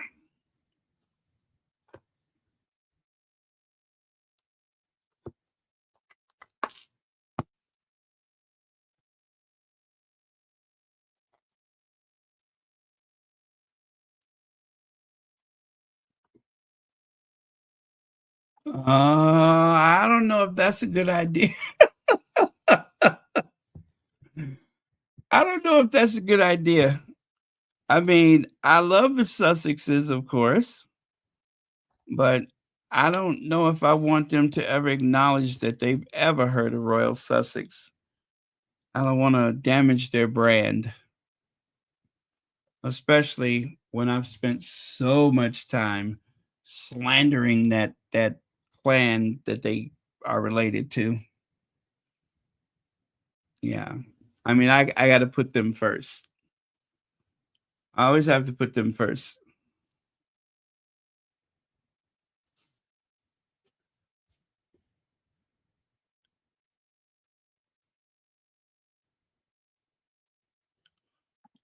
Oh, okay. Yeah, I remember Hugo.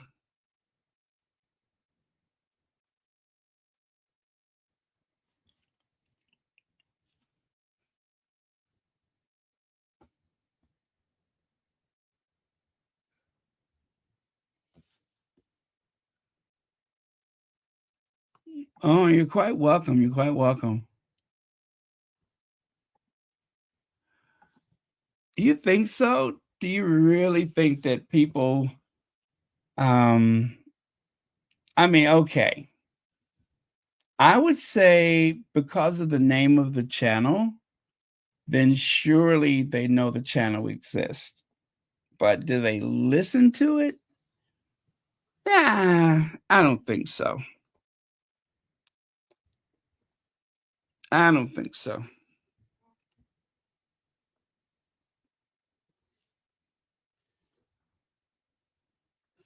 I know that the tabloids listen to it.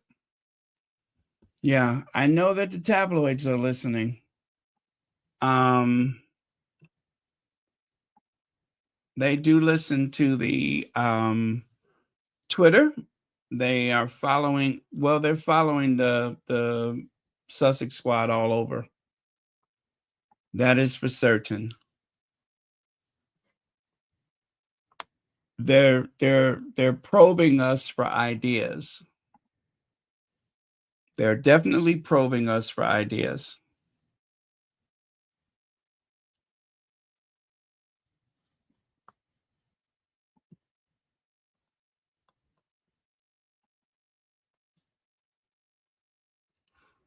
Let me see. That was the other day. Let me see. Where is that at?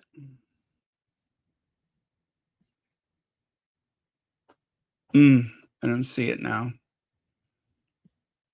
I took a screenshot, and it was a screenshot of like 3 articles that they ran, and I'm like, they were watching Royal Sussex last night.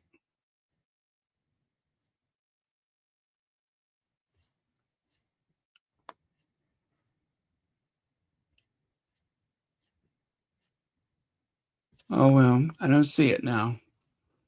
But I swear they were watching Royal Sussex.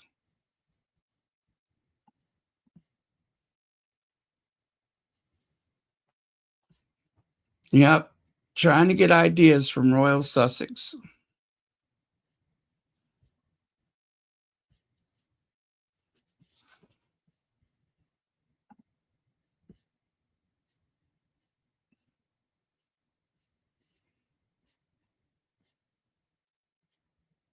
Okay, I don't see it now. But I had some proof. I had proof.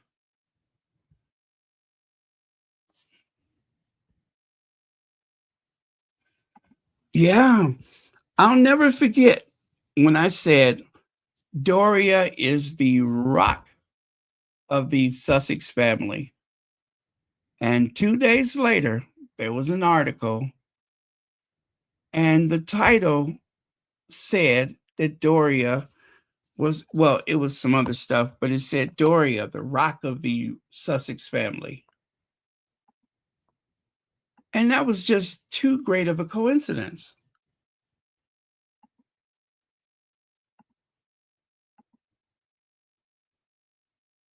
So I know for certain where they got that from. They were watching Royal Sussex.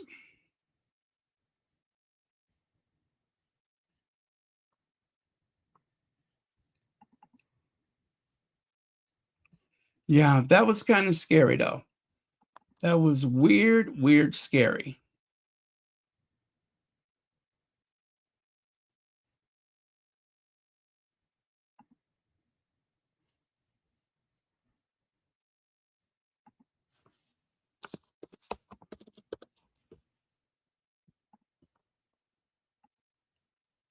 I'm trying to see if I can find that article.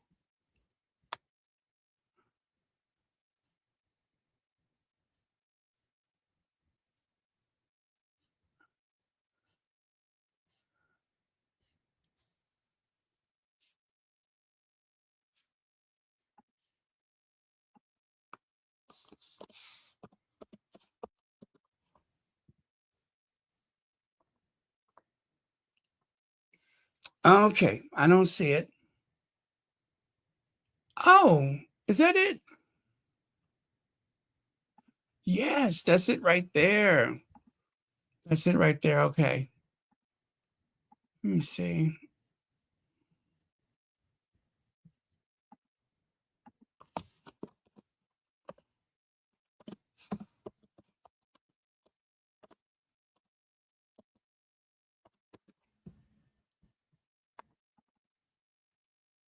Let me see. September 3rd. Okay. Okay, let me see if I can find it. Well, let me see if I can show it to you.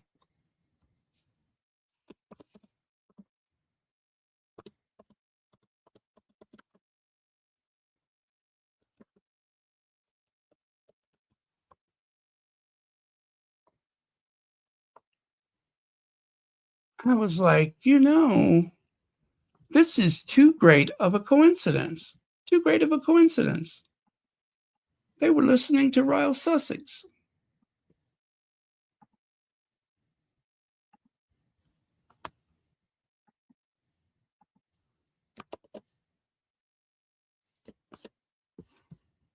And it must be true if I can remember it like that.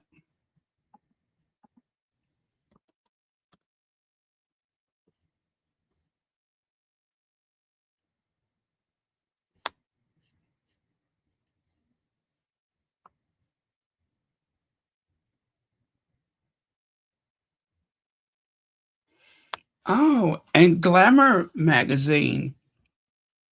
Yeah. I didn't know it was in Glamour too.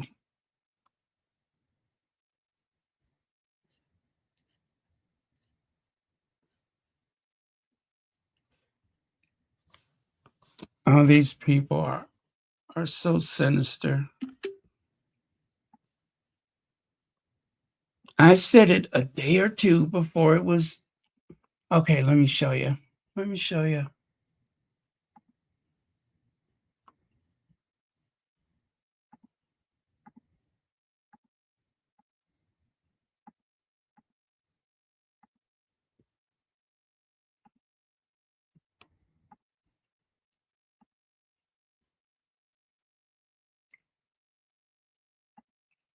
Okay, there's one. This is one I just found from that same date, September 3rd.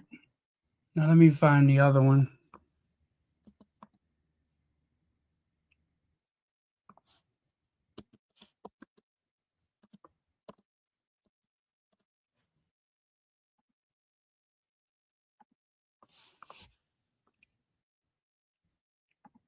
Here's the other one. This is the one from the Daily Mail. How Doria Ragland has become Meghan Markle and Prince Harry's rock. And I was just like, I just said that. I just said that. So they were listening.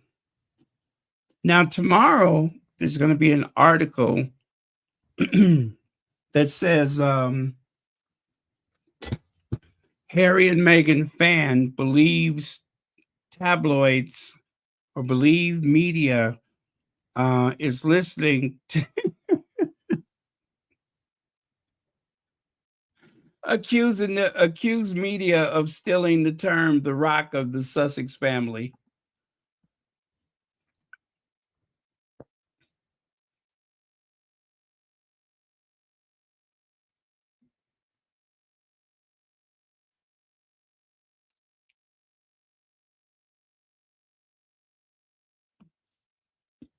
Yep.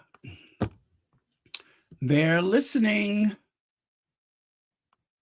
So since the tabloid media is listening, please listen to the sound of my voice.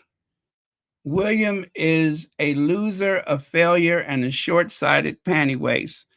And Kate is lazy and irresponsible, and both of them are two of the laziest people that has ever drawn a breath. They don't care about anything but themselves. They are going to be horrible king and queen if she makes it to being the queen, but they are going to be horrible. There, I said it. So print that.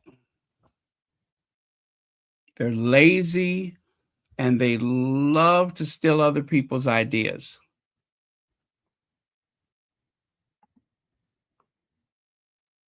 And Kate's mother stole the beverage cart full of booze from British Airways, and she's planning to use it on Coronation Day so she can recoup some of the money that she lost trying to push that useless set of goods across the counter into the royal family. There, I said it.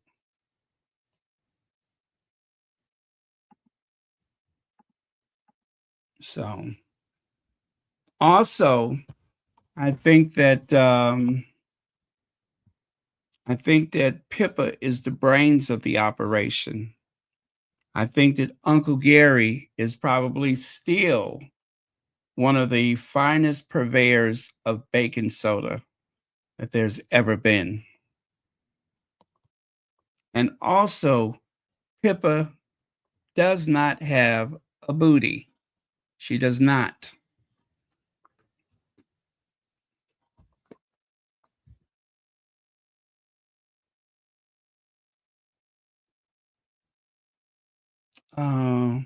Is that it? Okay, I think I said what I needed to say. Oh, and the Queen Consort is a prop, a prosthetic prop left over from the makings of the Godfather movie. That scene where, they found that horse head in the bed. That is a prosthetic prop left over from the making of the Godfather. And Charles loves the flavor of cherry lip balm. He's constantly putting cherry lip balm all over his lips, probably medicated. Yeah, so that's it. Now, print that. What else can they print? Oh, yeah. And Princess Anne has a direct link to their ancient Black ancestors.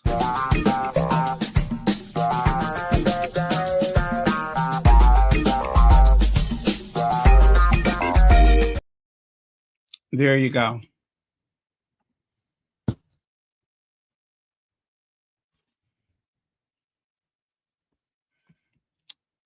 Yeah, she left her booty pads back in St. Bart. That's what happened. She went on vacation and left her booty pads.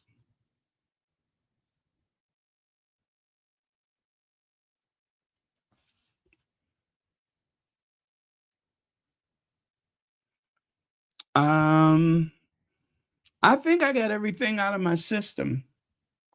And I feel much better now.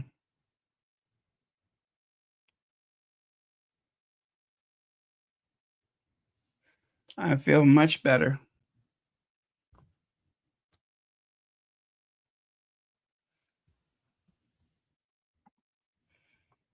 Okay, one more song before we go. You ain't nothing but a hound dog. Been snooping at my door. You ain't nothing but a hound dog. Been snooping at my door. Okay, That's it.